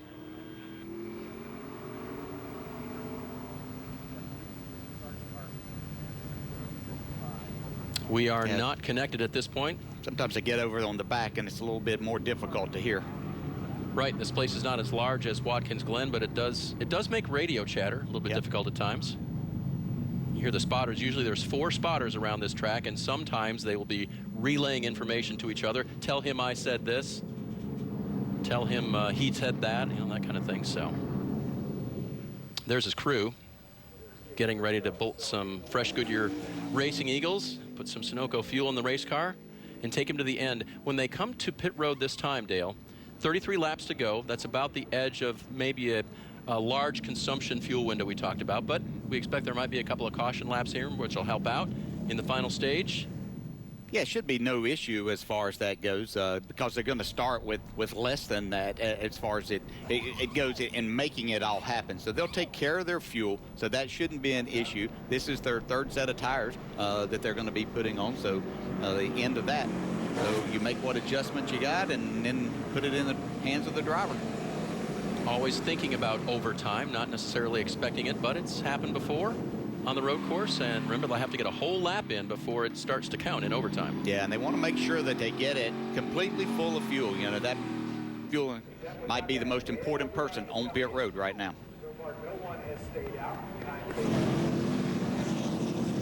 Austin Cindric leads him down pit road. And the crews go to work, Kevin. We'll see Christopher Bell pitting from 3rd. It's going according to plan so far. They wanted to stay out at the end of the first stage and pick up some points, but there were too many that were not going to pit, so they went in and got in early, made up some track position, pitting from 3rd right here. Meanwhile, we see Matt Tiff coming in from 2nd. He wants some water and ice this time. They talked about a wedge adjustment, but to pick up some time on the stop, only air pressure, Sunoco fuel, and Goodyear tires. Parker? And Kevin, for our leader, Austin Cindric, it was 4 Goodyear tires and Sunoco fuel. He's been absolutely flawless. He's going to win the race off at pit road. He's led 37 laps. They led stage 2 and probably would have led them all if it wasn't for a strategy call. He's in the best position to win his first Xfinity Series race in stage 3, guys. I saw Dale shaking his head. Matt Tiff lost 6 positions there. A lot of time lost. We'll come back and see how they line up. Can Cindric hold on at Mid-Ohio for the final stage?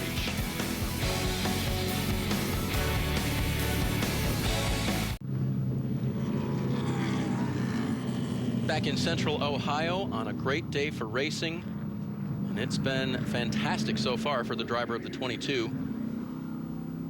That is Austin Cindric. Has raced for Roush Fenway Racing this year as well as Team Penske, and right now he has the point. Our in-race analyst, Dale, he is scored right now in the 15th position. Let's see if we can dial him up. Hey, Brendan Gaughan, good to talk? Yes, sir, DJ. All right, tell us how much fun you're having out there, bud. This race car driving stuff is pretty fun. You know, people might want to try to do it for a living. Yeah, it can be. What are the challenges that you found? Has the racetrack changed throughout this race, Brendan? It's staying pretty greasy right now, and that's been our problem. Is we're already loose to begin with, so it feels like it's pretty greasy. But you know, everybody else seems like they're tail wagging just a little bit, but not a lot. So it's probably just our race car, and everybody's pretty aggressive, man. They're putting their nose in places. We're going through the S's and giving it too wide. You got to get it where you can get it, and that's it. It shows. I mean, this is why the fans love road course racing now. It's the new short track. Hey, Brendan, it's Dave. Can you do us a favor and drop that visor for just a minute so we can get a good shot with the helmet cam? Any burn. I appreciate it. I won't ask you to do much more than that, but no, that's a good look. Hey, and just so people know, when you're under caution, you flip that visor up. Why? I might be taking a drink of a water bottle or scratching my nose. You know, you get sweat down your face, wiping it off. See it pop it up once in a while, and then when I'm talking to you, of course, I want you to be able to talk to me. Yeah, I just want you to know the roof of your Chevrolet looks awesome, too, so whatever you want to do. Put stickers up there next time. Yeah. Coming to the green this time. Coming to the green this time. Pull your belts down tight. Let's go get them. Parker? Well, guys, let's just talk about the strategy here. Most of these teams can make it, obviously pitting at the stage break for stage 2, but they're watching out right now for the fact that there could be green-white checkers. So a lot of those teams were saving fuel under the last caution in case there's a green-white checker, and that therefore they'll be safe in that green-white checker as we come to green. And Andy Lally will lead the field to green in the 90 car. He took the wave around earlier. Last pitted on lap 31. That's probably not going to get him all the way, but you never know. Lally wants to get out and lead a few laps in the Xfinity Series. Yeah, now we're going to see how patient can Austin Cindric with this good race car be. You got Ryan Reed there. You got a number of drivers that aren't as fast. Nobody's as fast as him. But can he be patient enough to work his way through this? The white 36, that's Alex Labbe. The red and white 16, Ryan Reed. So a variety of cars that appear they may have to come to pit road one more time. And then you've got the guys who just pitted, including the 22 of Cindric and the 20 of Bell side by side.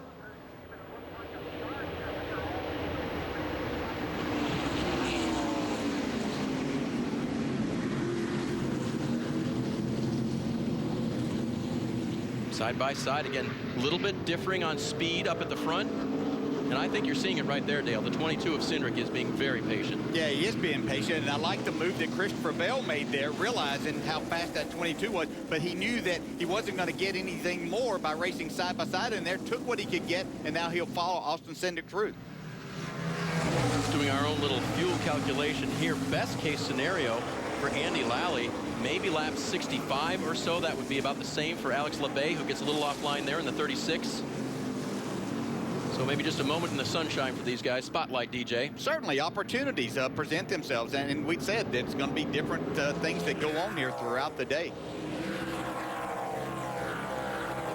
Guys, just to add on that, yes, they do have to pit again. They're basically saving their last set of tires for maybe a late caution. Both those cars owned by Mario Gosselin just spoke to him and said they wanted to see if they could save those tires for later. Oh, as Alex Labbe goes off.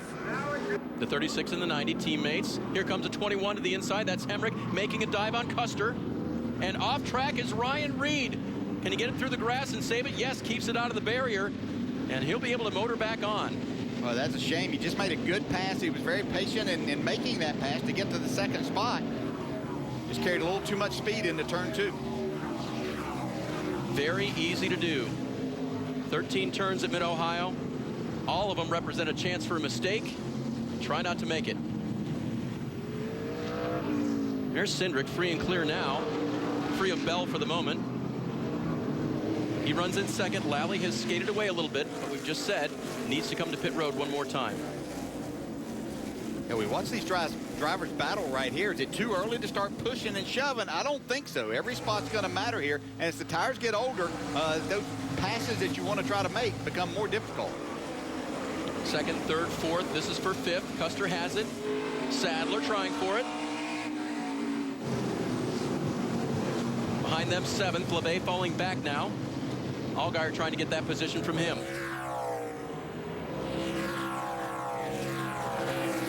Alex Labbe had some good runs on road courses in the NASCAR Pinty Series. Did not win there. Always on the ovals were Labbe's victories in the Pinty Series, but at Trois-Rivières and Montreal had some good runs. Yeah, you see Matt Tiff back here. That slower pit stop that they had there, it really had put him in a difficult position. He certainly had a top 3 car here all day long, and now is sitting back here battling, trying to stay and move forward. He's in the 9th spot right now, but has his hands full. 6 spots given up as they left pit road compared to the field.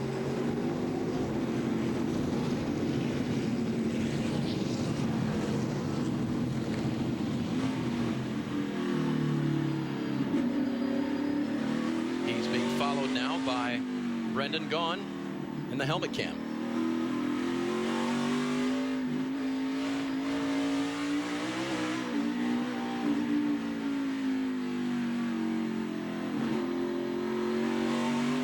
We haven't seen that the tires are an issue. They don't fall off that much, especially on the better cars. So that's not something that these drivers are worried about, taking care of their tires for anything. But it is that fuel issue that they could encounter if we would get into an overtime situation. So Brendan very patient with Matt Tifft. Doesn't put the pressure on too hard there. 28 laps to go in the race.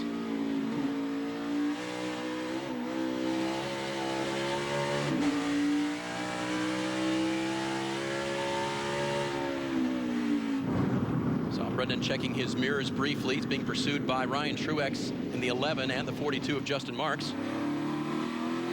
And you think Ryan Truex remembers a little earlier whenever he and the 3 car may have touched, or it wasn't may have touched, they did. He ended up in the wrong side of it out in the grass. He'll keep it too wide here if he has to. Actually makes the pass right there. Nice job. So count Truex for 11th now in the 11 car. And solid run for him today. Again, you know, when you're not a road course expert, you're looking to stay on the track, make good passes, hopefully not get booted off by somebody else. Yeah, but those things do happen, and he kept his cool. They made a good pit stop, did everything they needed to do, and he's got a good race car under him and showing what he can do with that.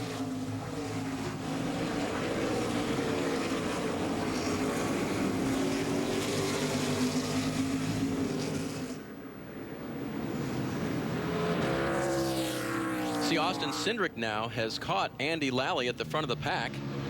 Lally has the lead but needs to pit again. Cindric has been the fastest car all day.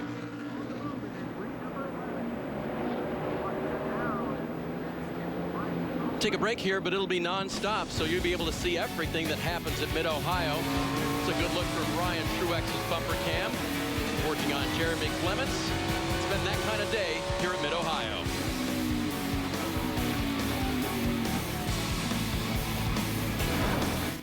It's simple. People count on you, and you count on your truck.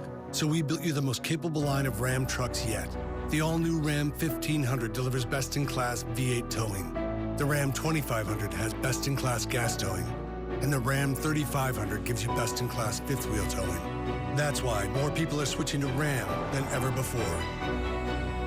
Now get an average $8,659 in total values on the 2018 Ram 3500 Limited Crew Cab with a Cummins diesel engine. Ta-ta-ta-ta! What are you doing? I'm enjoying the American Classical. It's the American Classic All-American Dog and Tots for $2.99. I'm sorry, the All-American Dog and Tots. Ta-ta-ta-ta-ta-ta-ta-ta-ta-ta. Give me that.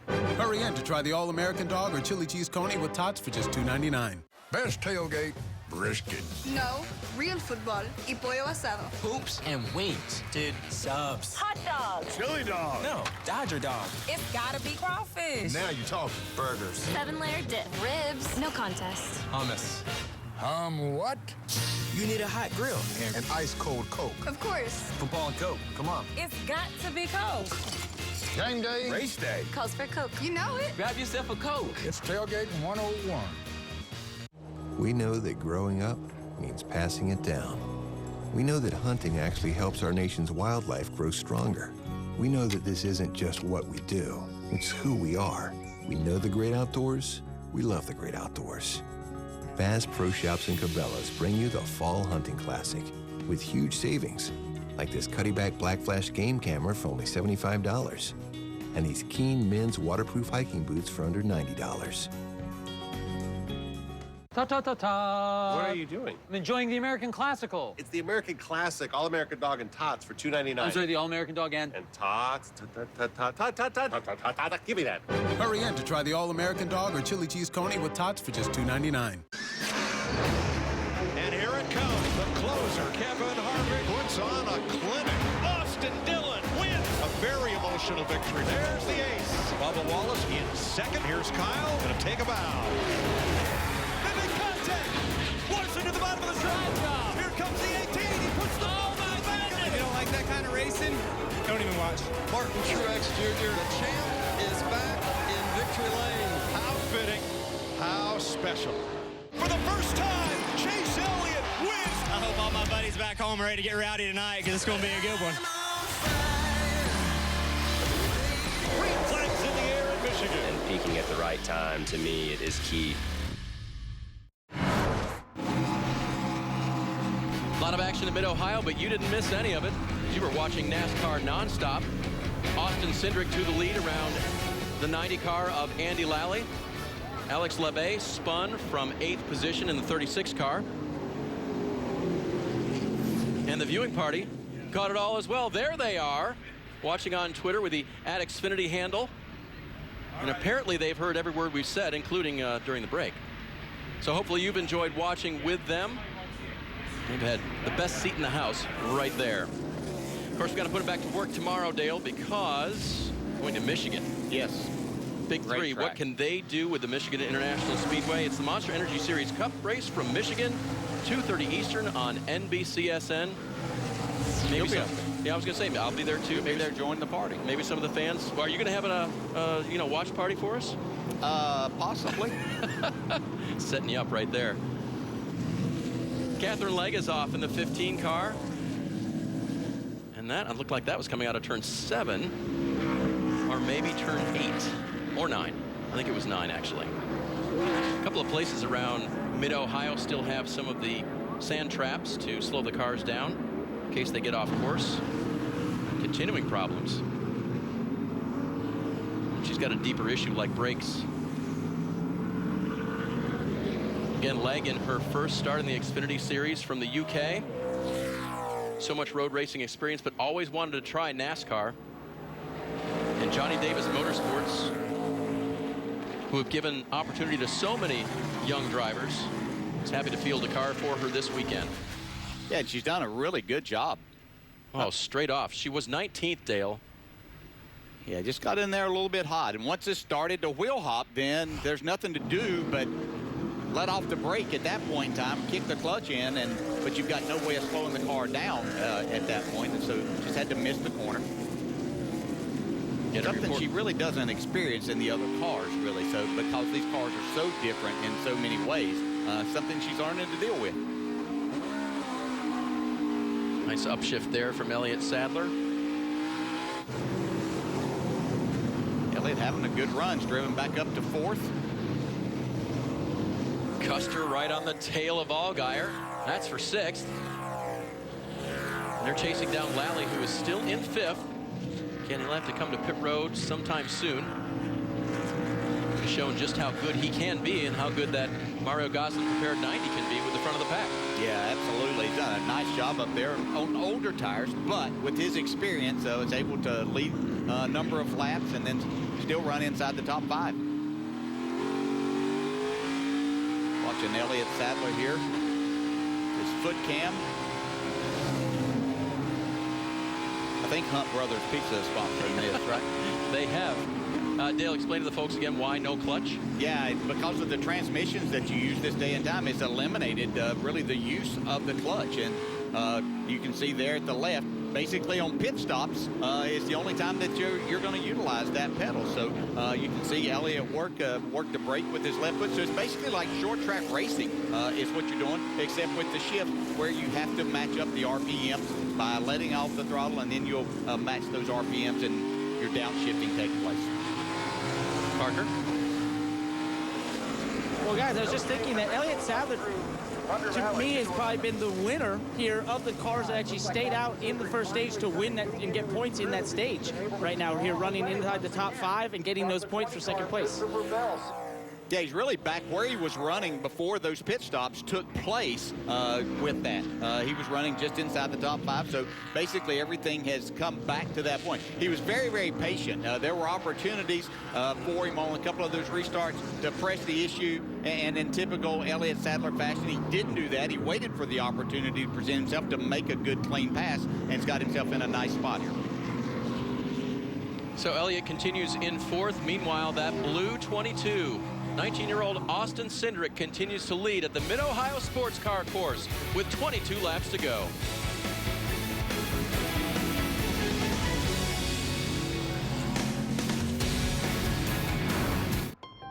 It's the Ford Summer Sales Event, and now is the best time to buy. You ready for this, Junior? Yeah, I think I can handle it. No pressure. That's just my favorite boat. Boom. Make summer go right with Ford, America's best-selling brand. And get our best deal of the summer.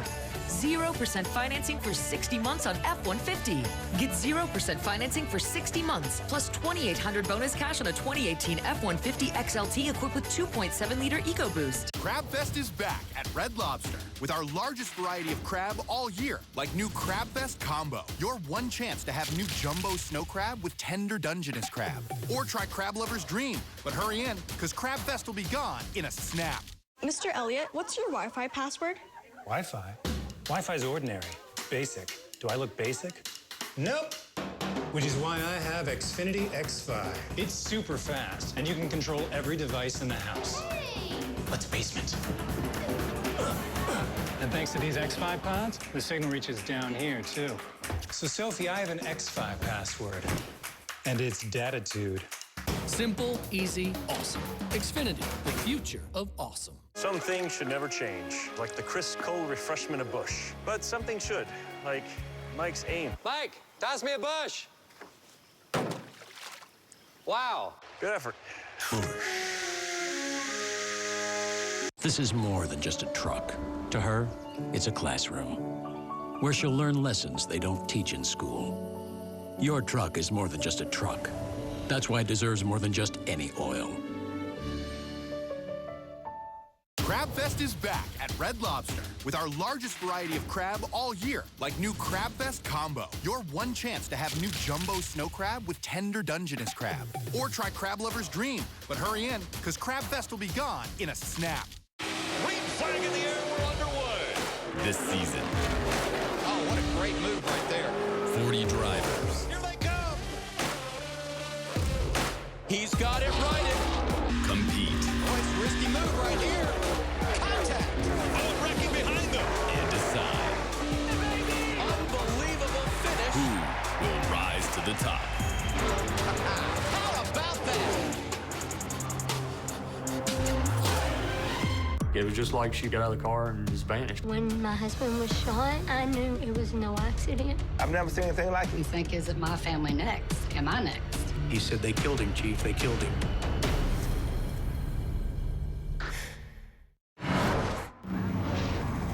Austin Cindric continuing to lead at Mid-Ohio now with a 3.5-second lead.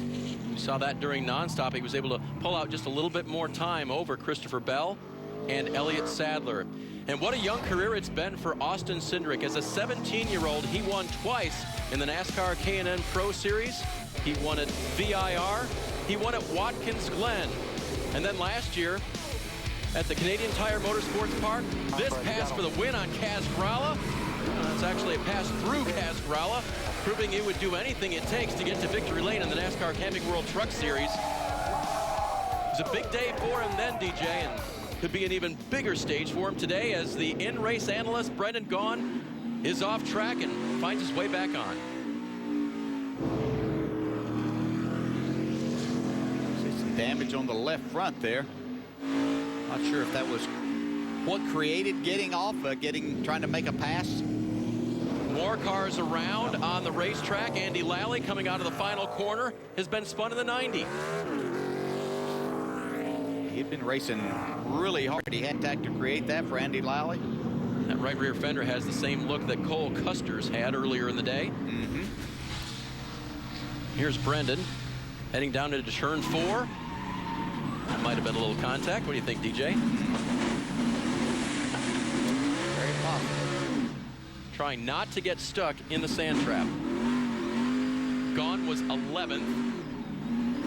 Drove his way back out now and is currently listed in 21st. That's just how quickly things can change on a road course. Yeah, we talk about how things can change quickly. Andy Lally getting some help in the back end there from first Matt Tifft and then the 9 of Tyler Reddick. Yeah, these drivers racing hard for every position. We're inside 20 to go now. And remember, Lally had been on older tires, and those other drivers are racing for the championship. I'm sure they wanted by. Yeah, so you could see that Allgaier and Cole Custer had gotten by it. Cole Custer, little calling card there into the back bumper of Justin Allgaier. Disagreement about who should have this spot right now. I think that Cole Custer, and his car has been better in the longer runs than a lot of others, but I think he might believe that Justin Allgaier is holding him up and maybe cut him off somewhere. That is for 5th with 18 to go.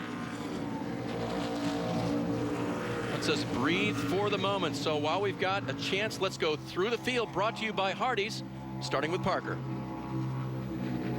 And guys, it's been an absolutely dominant day for Austin Cindric in the 22 car. Been flawless, and right now the goal, save that car and be ready for some late race restarts. Do not mess up those rear tires.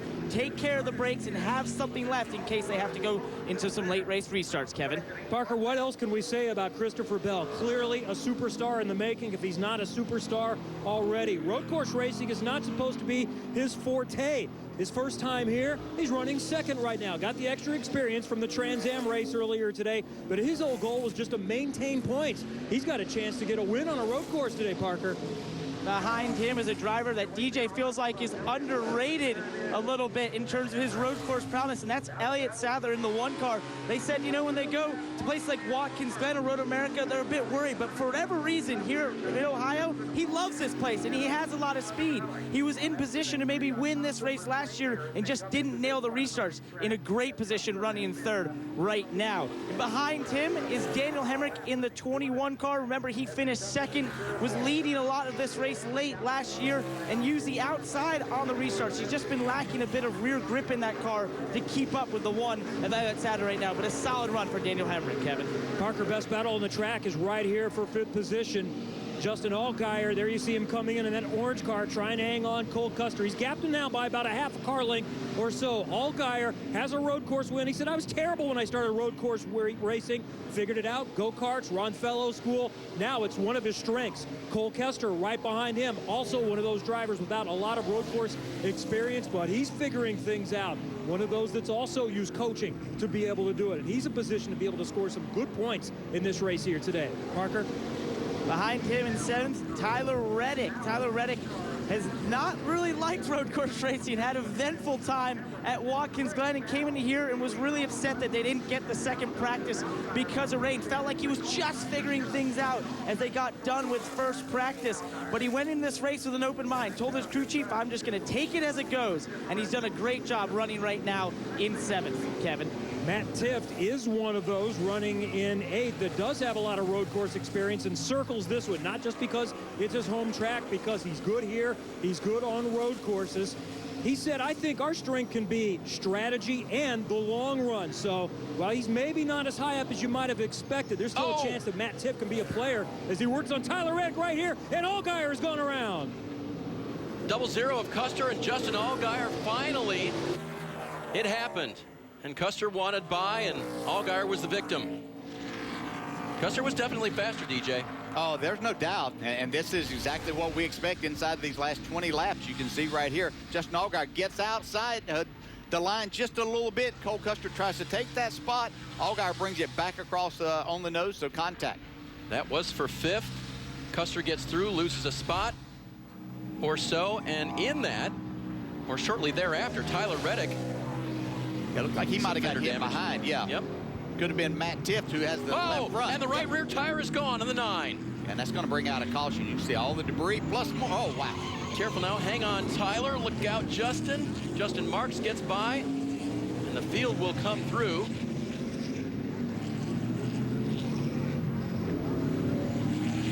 And Reddick's going to get the car rolling, but I don't think he's going to be able to get around. He was 5th when this happened. Yeah, there's a lot of debris out there anyway. I'm not sure what we're waiting on for caution-wise here. There it is. His car seeing the same thing you are, Dale, and putting out the yellow caution flag. There is the right rear of Tyler Reddick now destroyed. Isn't that interesting? A couple of times today we've seen the right rear get knocked around and no problem at all. Didn't work that way for Reddick. Yeah. And then, you know, this is what we expect and what we have seen over the years. And so we'll go back and take a look at how all of this first started right here. So the spin comes right in front of them. See Matt Tifft not able to slow down quite as much. Gets into the right rear. Reddick. So that creates all of this situation. You see it didn't take long for this tire to go. It was just wrongly bent for Reddick, where it had been rightly bent for Custer and at least one other car. And that was really close there for Matt Tifft too, who has a lot of damage to the left front of his car. Here's Marks missing. Good job by these guys. Very unfortunate. What a good job Tyler was doing. I was just going to say, in that through the field that the boys were going through, I thought the most impressive to me up to that point had been Reddick. Just because he wasn't expected necessarily to be there. Yeah, but you could see that they were running that group down as Custer and Allgaier were having their battle. He was making waves. You could see on the lap times that they were getting closer and closer to being a part of that battle, but became the wrong part of it. Fifth caution today at Mid-Ohio. 2 of them for stage breaks, 3 for incidences on the track. And the crew's gonna, you saw him high-sided there, got the frame of the car on the pavement, but no grip there on that right rear, and so that is gonna allow him to get back on track. Will he be limping around? He's gonna try.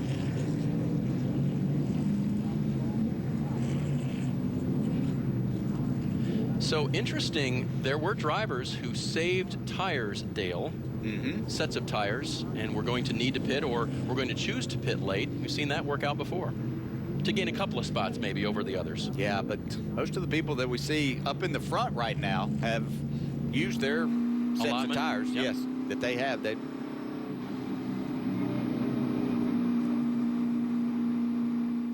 to go as they come across the line this time. I'm not sure I would see the 22 pitting, Dale. You? That's some prime real estate Austin Cindric is not going to be willing to give up now. So Tyler Reddick still stuck with the right rear down to the rim. There he is. And he tried to get going. Didn't have any success.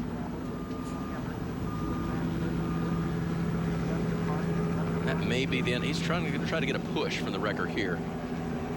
If they tow him away, Dale, that's the end of his day, much like it is on an oval for these NASCAR stock cars. I'm going to try to get him rolling here so he can make his way back to pit road. While they do that, we'll go NASCAR nonstop at Mid-Ohio and come back with about 13 or 12 laps to go, hopefully mostly under green.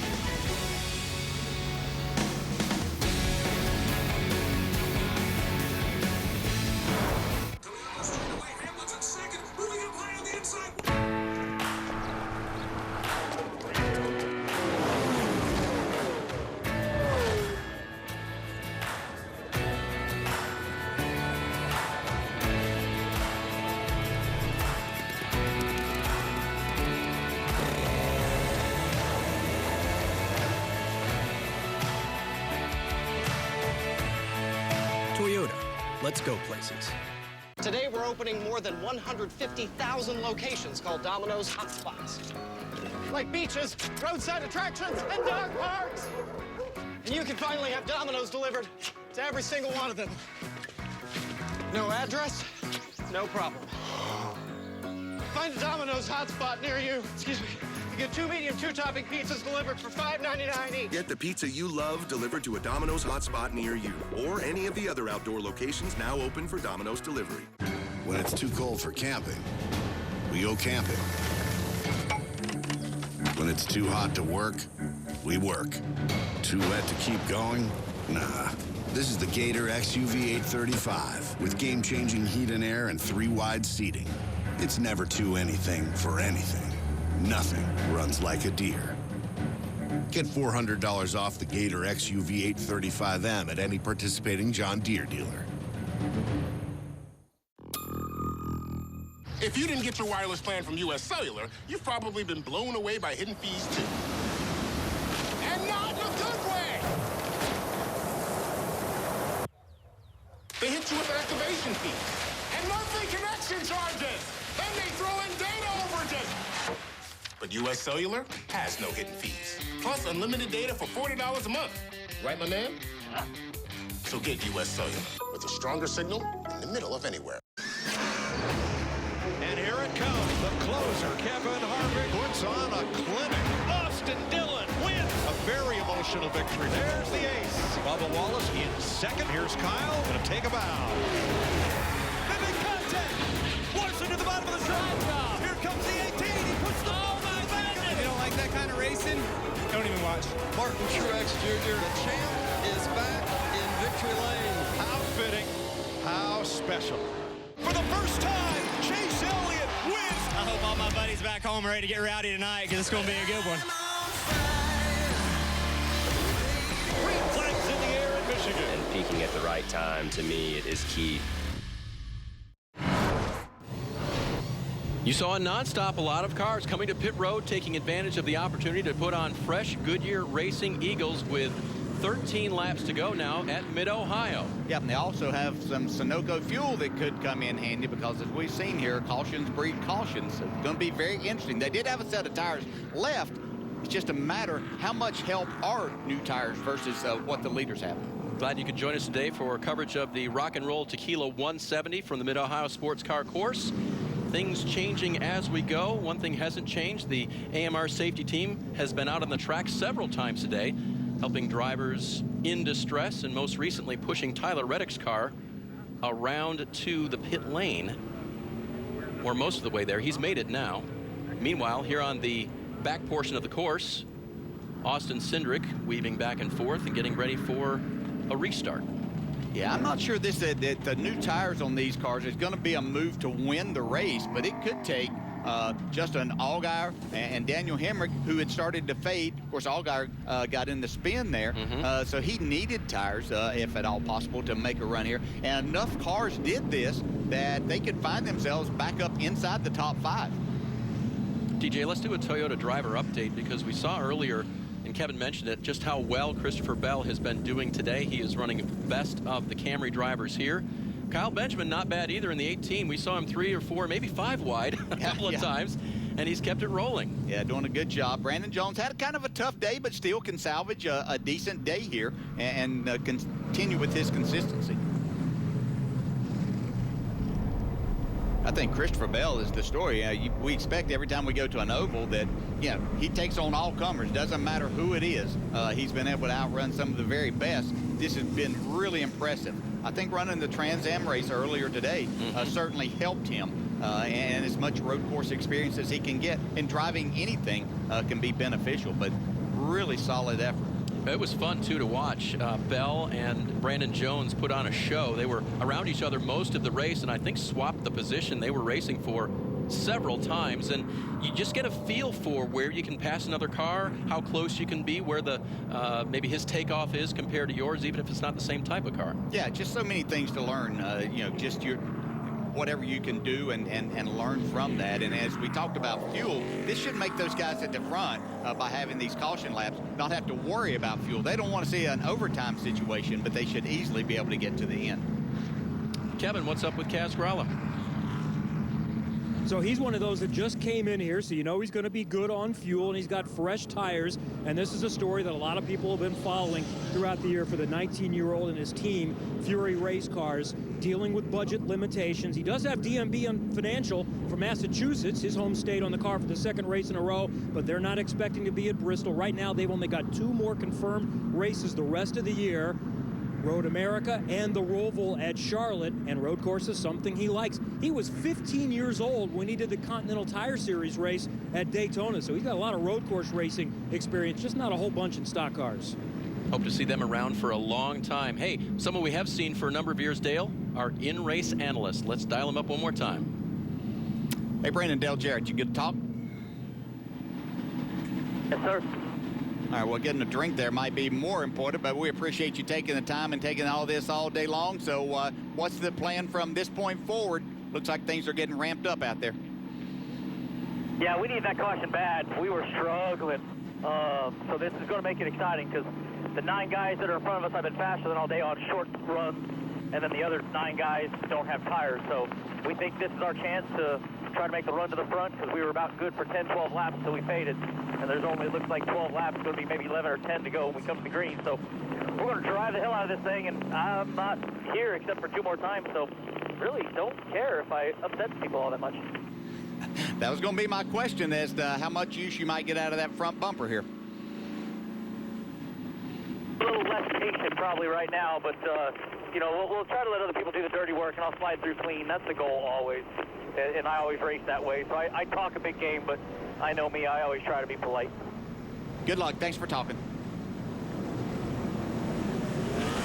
See Brendan doubling up with the rest of the field. Lights are off on top of the pace car. Breeders' Cup will be coming up following the conclusion of this race on NBCSN. More horsepower to follow the horsepower here today with the NASCAR Xfinity Series. 11 to go, this time by the control car. That leader, the 22, Austin Cindric. What can Christopher Bell do with him this time? Elliott Sadler hanging back a little bit, trying to get a good restart. You right on board with him. They're back to green at Mid-Ohio.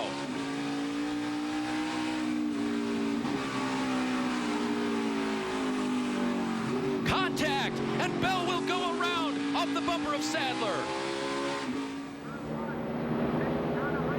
Christopher Bell gets it refired and now will join the field at the rear. Just the kind of thing that can happen, Dale, late in the race on the road course. Well, we said it was time for things to ramp up. You know that it's going to happen, and these drivers are trying to get every spot they possibly can. Clements and Chastain side by side. White and red car behind them. The yellow car of Daniel Hemrick, and the 7 of Justin Allgaier, and ahead of them the black and yellow 42 of Marks.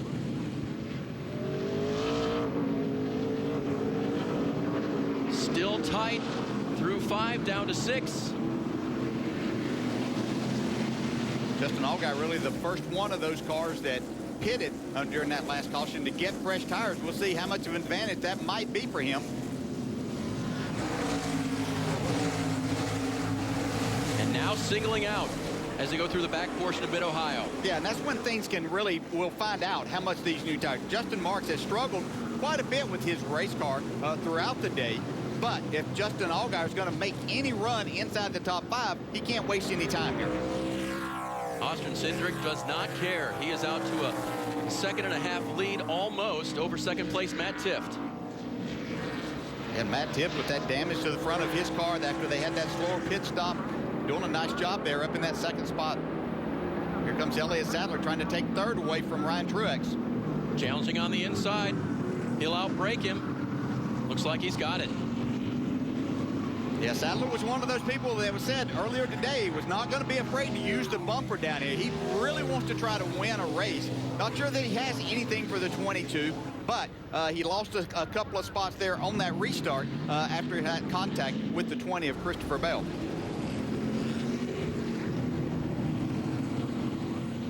So Christopher Bell has joined at the back of the field. Let's look back at what happened. You can see as they go through turn 1 right there, you downshift, but Sadler tried to get in there really hard. The contact started, and that's just what we've expected to see here over the years. Here's another look. Elliott was just a little bit wide there off. No, he was right on the curbing there by that point. Yeah, he might have got in there a little bit hot, but that's what you expect. Unfortunate for Christopher Bell, who didn't do anything wrong in that situation, but it's road course, short track racing. Sadler might have even hit that curvingness right there, and sometimes you hit that, it'll shoot you out, and that might have been what helped get him into the 20 car. And of course Bell was turning left trying to make the corner. Sure. And got into the side of the 1. Now here was Clements. Jeremy Clements was running very well. Catherine Legg involved in as well in the 15. So another restart. Brings out the 6th caution of the day. She's had trouble. They have given up the ghost for the afternoon there.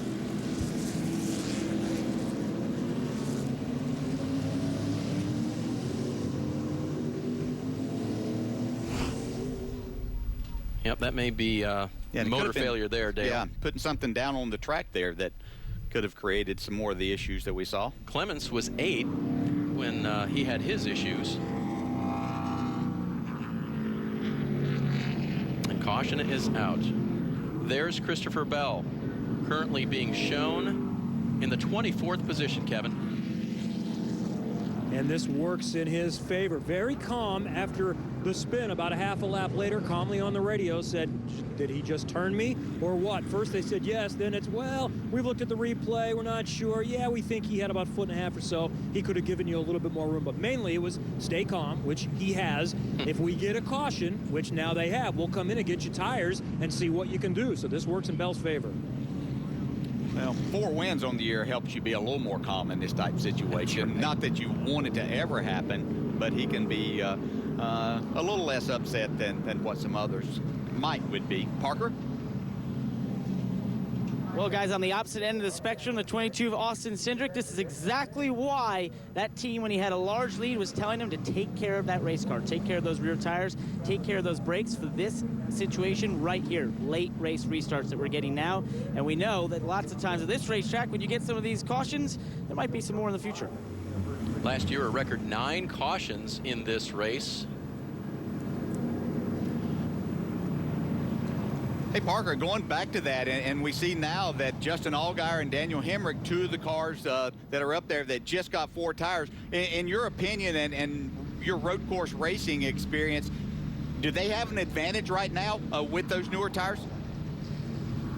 Well, I would like to think so if I'm in their position, right? And you'd love to have the tires and be in their position. As they were falling back, as you mentioned earlier, that's why they took that gamble to pit there and take that extra set of tires.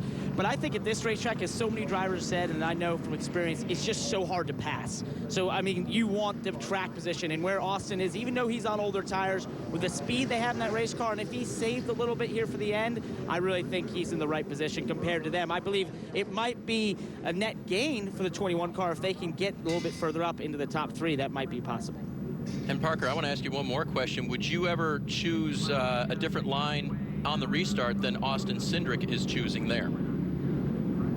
He's done pretty well for himself there to use that inside. But as I noted earlier in the race, Hemrick did a great job last year using that outside lane and getting a launch and then being on the inside protective lane, defensive lane into turn 2. So I think it really depends if he had a threat. And right now, I don't think the cars behind him are a big threat. As we noted, the new tires of Justin Allgaier and Daniel Hemrick are basically a row or 2 back. So he's not really that vulnerable to those guys and can use the line he's been using. Appreciate your perspective. Let's take a look at what happened to Jeremy Clements' 51 car. Either got too hot in there, or we note, and I think he was up ahead of the 15. Yeah, it looked like that he just got his right sides off and trying to get to that corner. Maybe got there a little bit hot and got the right sides off the track just a little bit. Shame for him. Mentioned running in 8th place when that happened. Top 10 not out of the question, but now very much more difficult. Back in 26th.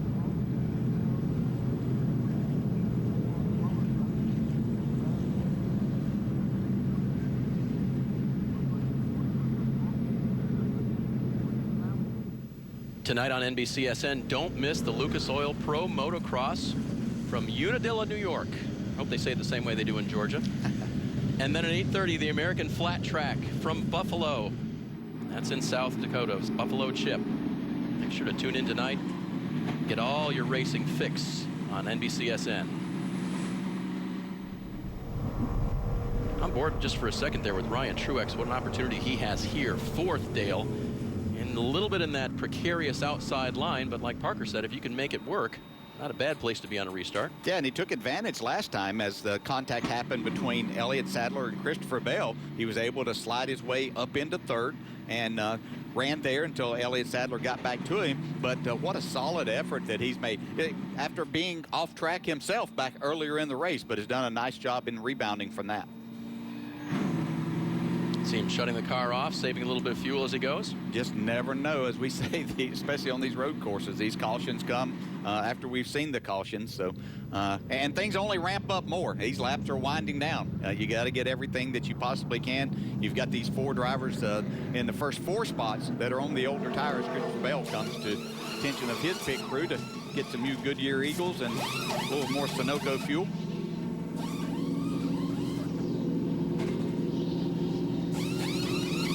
Like he's got brand new sticker tires there that have never been run, so fresh rubber. And with, just checking to see how many cars on the lead lap, looks like 28.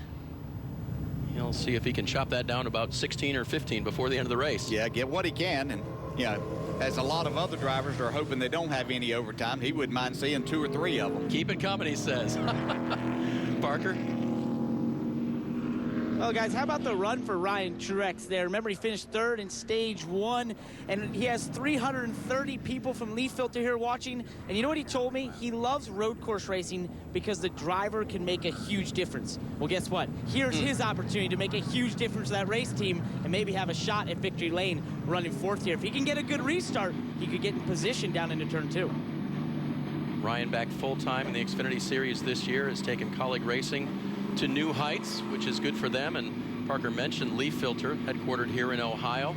It's been a big weekend all the way around for the folks who helped sponsor this 11 car. Don't forget, right after us, Breeders' Cup Challenge Series coming up here on NBCSN. And you can hear them revving them up, DJ. It'll be 6 to go when they take the green this time. Different agendas. One, trying to keep what he's got. Everybody else trying to take it from him. Yes. And every driver knows what's at stake here. And we talk about 6 laps. Doesn't seem like a lot, and on a lot of ovals, it's not a lot. But when you're talking about a road course of this length with this many turns, a lot can happen. Let's see, 6 times 13, that's 60, carry the 1, 18. That's 78 turns they have to negotiate before this thing is done. Yes, your math teacher would be proud of you there, but that's exactly right. I had to write it down in my head twice. Yeah, and last time Elliott Sadler, what he was trying to do was take advantage of the fastest car and the best driver here today, and that's Austin Cindric, and following behind him, getting a good restart to try to overtake that 2nd spot and get himself in a position to try to challenge. Can Austin Cindric be the next driver to take the Team Penske 22 to victory lane? He's a control car. He gets the green late in the going at Mid-Ohio.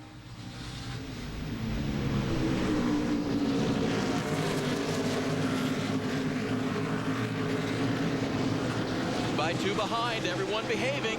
Yeah, Justin Allgaier's got a good run out on the outside of Elliott Sadler here with those fresh tires. Also, Matt Tiff, he's going to try to go all the way to 2nd. Drives it in deep. Allgaier is side by side with Tiff for the position as they exit the corner. Well, now we'll see if the new tires mean anything. Wow, we expected Justin Allgaier to be in the mix. Hadn't quite made that pass yet, though. Matt Tiff fighting back in the 2 car to the left of the screen. Allgaier trying to take it around the outside. He'll do it. Justin Allgaier in 2nd.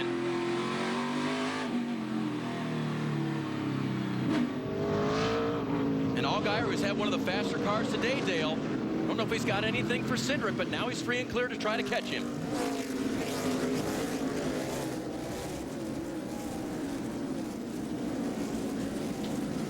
Meanwhile, 42 marks, 00 Custer, contending a position. That is for 9th.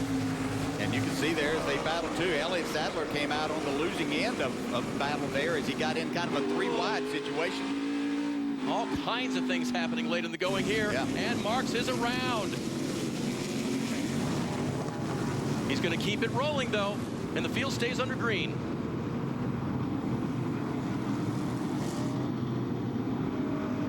So Justin Marks will get dumped to the rear of the field. Meanwhile, trying to outleg the 7, and Allgaier's not going away. No, he's getting closer. Justin Allgaier pursuing Austin Cindric for the win. Here comes Hendrick with his tires. Oh, first time that he's really felt any pressure all day long. What will the 19-year-old do with it? Here comes the veteran Allgaier. Allgaier looks to the inside, he looks to the outside. Gonna get a little bumper right here.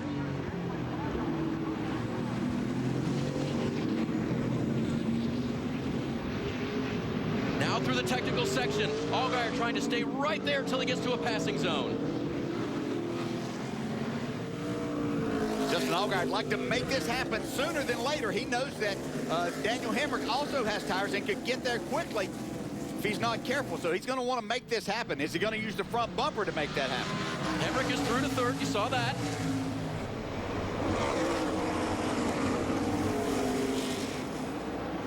Parker. Guys, I think he has to use the bumper here, maybe down to turn 12 we've seen in the past. If not, then he's going to have to get that run out of turn 1 down into turn 2. That's really your last passing zone before the last backstretch, which is hard to do. Here he goes. Here he comes, Parker, down to turn 1, and Justin Allgaier is going to get the lead. Can Cindric move the crossover? He can't do it. Justin Allgaier to the front of Mid-Ohio. What a move. Oh, he overdrives the corner. Here comes Cindric back, trying to take advantage of the mistake. Allgaier blocks and he keeps the spot.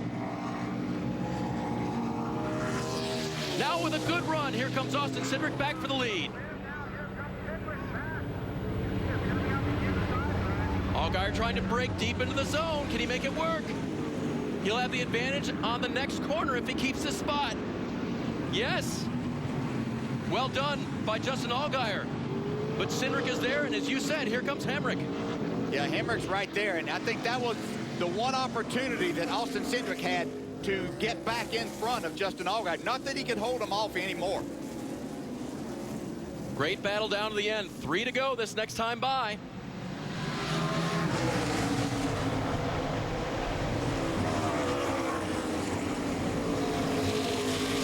What does Cindric have left? I don't think anyone knew how much the advantage would truly be with the 20-lap fresher tires for Justin Allgaier, but he just showed it. Yeah, we just haven't seen that today. To be put in that situation, how much of a difference could it make? And that was why my question was to Parker, could this be enough of a difference? And I've been really surprised because I thought the 22 car was that much better that he may be able to get out there and get away. Daniel Hemrick in third. He's on the same plan as Justin Allgaier. Put those fresh Goodyears on. Now he's trying to set up Cindric in the 22.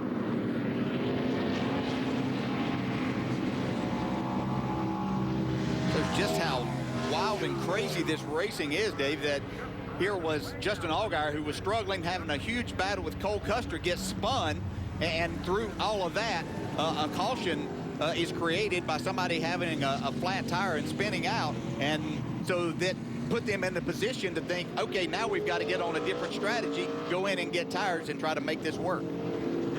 Kevin. This has been a masterful drive by Justin Allgaier, coming back from a spin to get to the lead against someone who everyone thought was unbeatable at this track this weekend, Austin Cindric. And I talked about how Allgaier was not someone who was a traditional road course racer, no experience before he came to stock cars. He was telling me a funny story yesterday. His very first road course race, 2008 in ARCA, New Jersey Motorsports Park on a road course. And that included some really heavyweights like Scott Speed, Justin Marks. Well, he won that race, and he admitted it was because of a lot of luck. It was fuel strategy, and then it started raining. Parker was also in that race, but after that, he went to school, literally, and learned how to do it, and now he's one of the best in this series.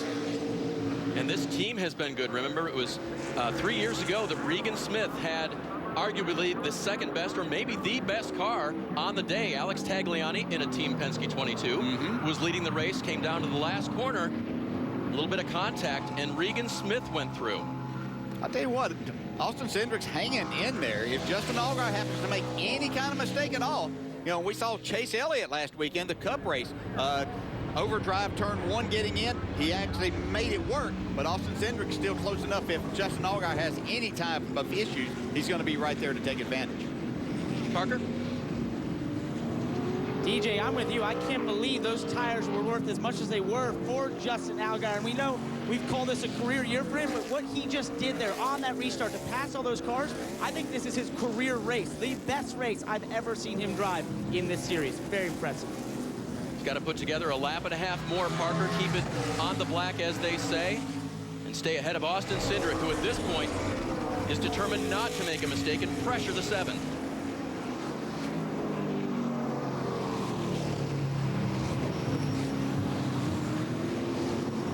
Here comes Justin Allgaier. White flag, 1 lap to go, presented by Credit One Bank.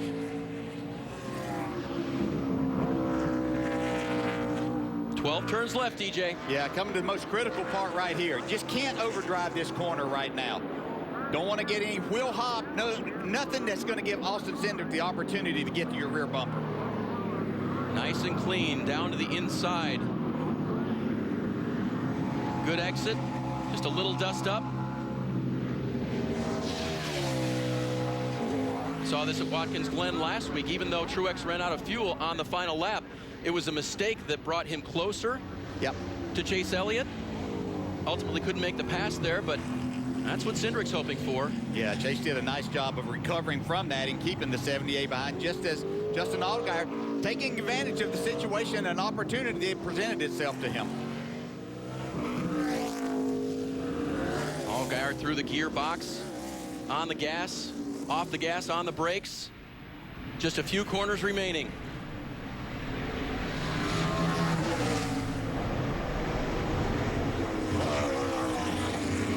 The left-hander lifting that tire just a little bit off the ground.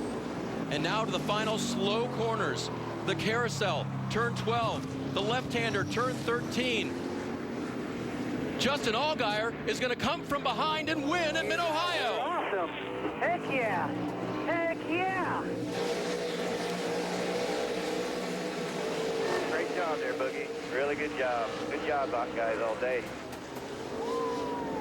Boys are awesome. That was pit road right there. Appreciate it. Awesome, bud. Awesome.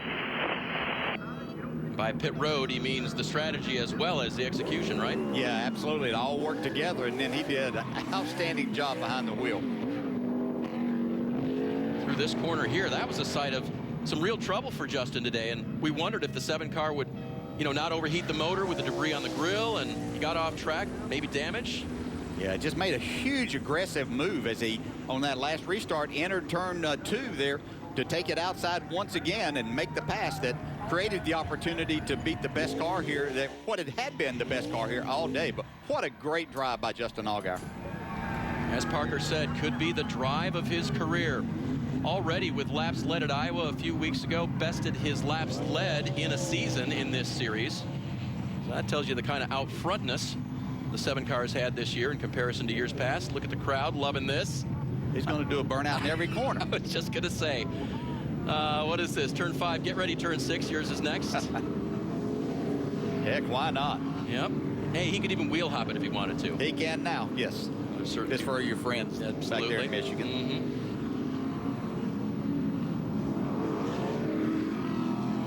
And acknowledging the corner workers, as is the tradition in road course racing. You see a lot of the drivers hands out the window saying thanks for volunteering today, making this a safe race as well as a competitive one. Look at Justin Marks. Hey, buddy. Bang. Good job. Now, he's just doing everything and trying to make this pass. You can see he used the bumper just a little.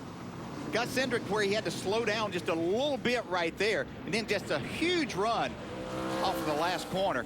And now he's got the preferred spot as they enter turn 1. They downshift, and his car with the fresher tires is just able to hold that line and get through there. And then doing a good job to make sure that Austin Cindric couldn't get back to his bumper right here.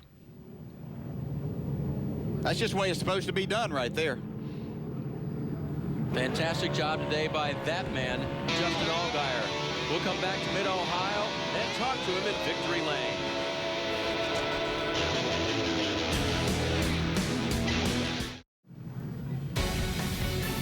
On a perfect afternoon for racing in Central Ohio, the 7 car has gone to Victory Lane for the second time in the 6 races here that the Xfinity Series has had. Unfortunately, that means that someone did not go to Victory Lane today. Parker standing by with Austin Cindric.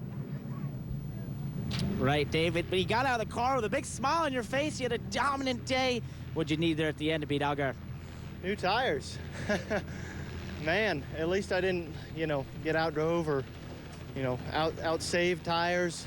We did everything we could control today. That's all you got to ask for. I got to thank PBG, everyone at Team Penske, everyone who's helped me make this year possible. Obviously, a big points day for me. Getting a stage win, which was huge. Executed on every restart. Just too bad we couldn't capitalize on a dominant car. I mean, Allgaier obviously was probably second best to us most of the weekend, so obviously the guys brought a really good piece and deserve it. And I had every opportunity to shove them off the track, but I didn't need to win that bad and use it up later, I guess. But I'm looking forward to the playoffs. I think we can be a team that can run for the championship for. You kept it clean, Dave. And he did dominate the early part of the race there. Parker led 56 of the 75 laps here this afternoon, and he will be back. Let's head down to Victory Lane. Kevin Lee is there. Justin Allgaier needed a drink. I hear the air conditioning went out. He's ready to climb on the top and the side of this Brandt Xfinity machine, hop down and celebrate win number 8 in the NASCAR Xfinity Series. That was an impressive drive. How does this rank among the other ones? Really, really high. I just can't say thank you enough to Jason, Brad, and the boys. That call there at the end was what did it. You know, Austin had the best car today, and I thought we gave it away there. We were out on the outside and got pushed off the racetrack and was able to come back. But just a testament to these guys at GM Motorsports, everybody that's part of this this awesome group. I just can't thank all of our partners enough. Obviously GM Motorsports, but Chevrolet, Brandt, Hellman's, Suave Men, Breyers, Degree, Axe, Doveman, Plus Care, Cessna, Exalta, Northeastern Supply, Canyon Bikes, AC Systems, Spyglasses. I mean, there's just so many people that are part of this program. This guy right here, Rick Brandt, Sierra Brandt, Christy Brandt, all the Brandt family, my wife and my daughter. We've been good this year, and to do it on a road course is even better. So how about that? You know, hopefully Dale Jr. and the boys had a good time on the Xfinity Twitter handle watching that one, because I feel like it was a barn burner at the end. I think we entertained, you entertained. So you mentioned one-off. You had a few excursions. First when you were going 4 wide, and then you spun. Was there a point when you thought, all right, this is just not going to be our day today? Yeah, a lot, actually. You know, I thought we gave it away there when I got off. And then when we got turned around, I thought, man, we're really in trouble. And you know, the pit call there at the end, I was complaining on the radio, and Jason said, man, you're not good at pit strategy here. So we came down, put 4 tires on, and obviously that was the call that did it for us. But again, hats off to these guys. This series is so much fun right now, and I'm looking forward to Bristol, but I'm really looking forward to Road America too. Well done. Thank you. Justin Allgaier, win number 3 of the season, and more playoff points for the young man that is second in the championship, Parker. Right, Kevin. The guy who tried to follow him all the way up there to victory lane, maybe get by him. Daniel Hemrick, you run 3rd. You had those new tires. You got a lot of positions there. What do you need to maybe keep up that 7 car? I'd be lying if I told you, Parker. I'm just proud of Danny Stockman for making that call to come down and get 4 tires, at least try to give us a shot. Justin did a great job getting through traffic, and got there first, and I thought maybe had a mechanical failure there near the end. I started losing something in the back of the car, so they happily able to nurse it to the finish. And yeah, just never really got our South Wing Hotug Center Chevrolet quite as fast as Xfinity internet service all day, but we did a good job of executing and doing the most with what we had. And we came with a little different package what we had last year and had success, and ran 1 spot worse. But that's what this deal's all about, man. We're on this long stretch of races, and you got to battle to the end, and that's what we did. And I'm proud of that, and hopefully we take what we learned today, move forward, and unload even better when we go to the next one. And I know you don't think about points often, but after this race, you are now back tied with Elliott Sadler for the regular season points lead. So how do you beat him? Yeah, I don't know, man. It's just, that's what makes this Xfinity Series as great as it is. It's seeing that point shuffle throughout the last 5 or 6 weeks. It's been incredible. I know from even a fan's perspective to see how this stuff's changing on a constant basis. So it's cool to be a part of that. It's good to know that we're putting our 21 team in contention week in and week out. And man, it's been a tough deal trying to get a finish over the last couple of weeks. So happy to get back inside the top 5 and be able to contend. And hopefully we can, like I said, take what we did here, tie with the points lead again, just try to make the most of it as we go on to the next one. Guys, it's going to come down to the wire for that regular season championship. I think you're right, Parker. Good drive today by Daniel Hemrick. Look at the points as they are here. Ross Chastain upped his game by 9 points over on the right-hand side there, DJ. Yep, good solid day for him. That's all you want, is to make sure that you come out with a larger lead than what you went in with. This is going to be a real battle for those 15 playoff points that come with being the regular season champ. Going to be fun to watch. Huge bonus that they'll be going for in addition to race wins, with now 5 races remaining till the playoffs in the Xfinity Series. We'll be back with more coverage from Mid-Ohio in a moment.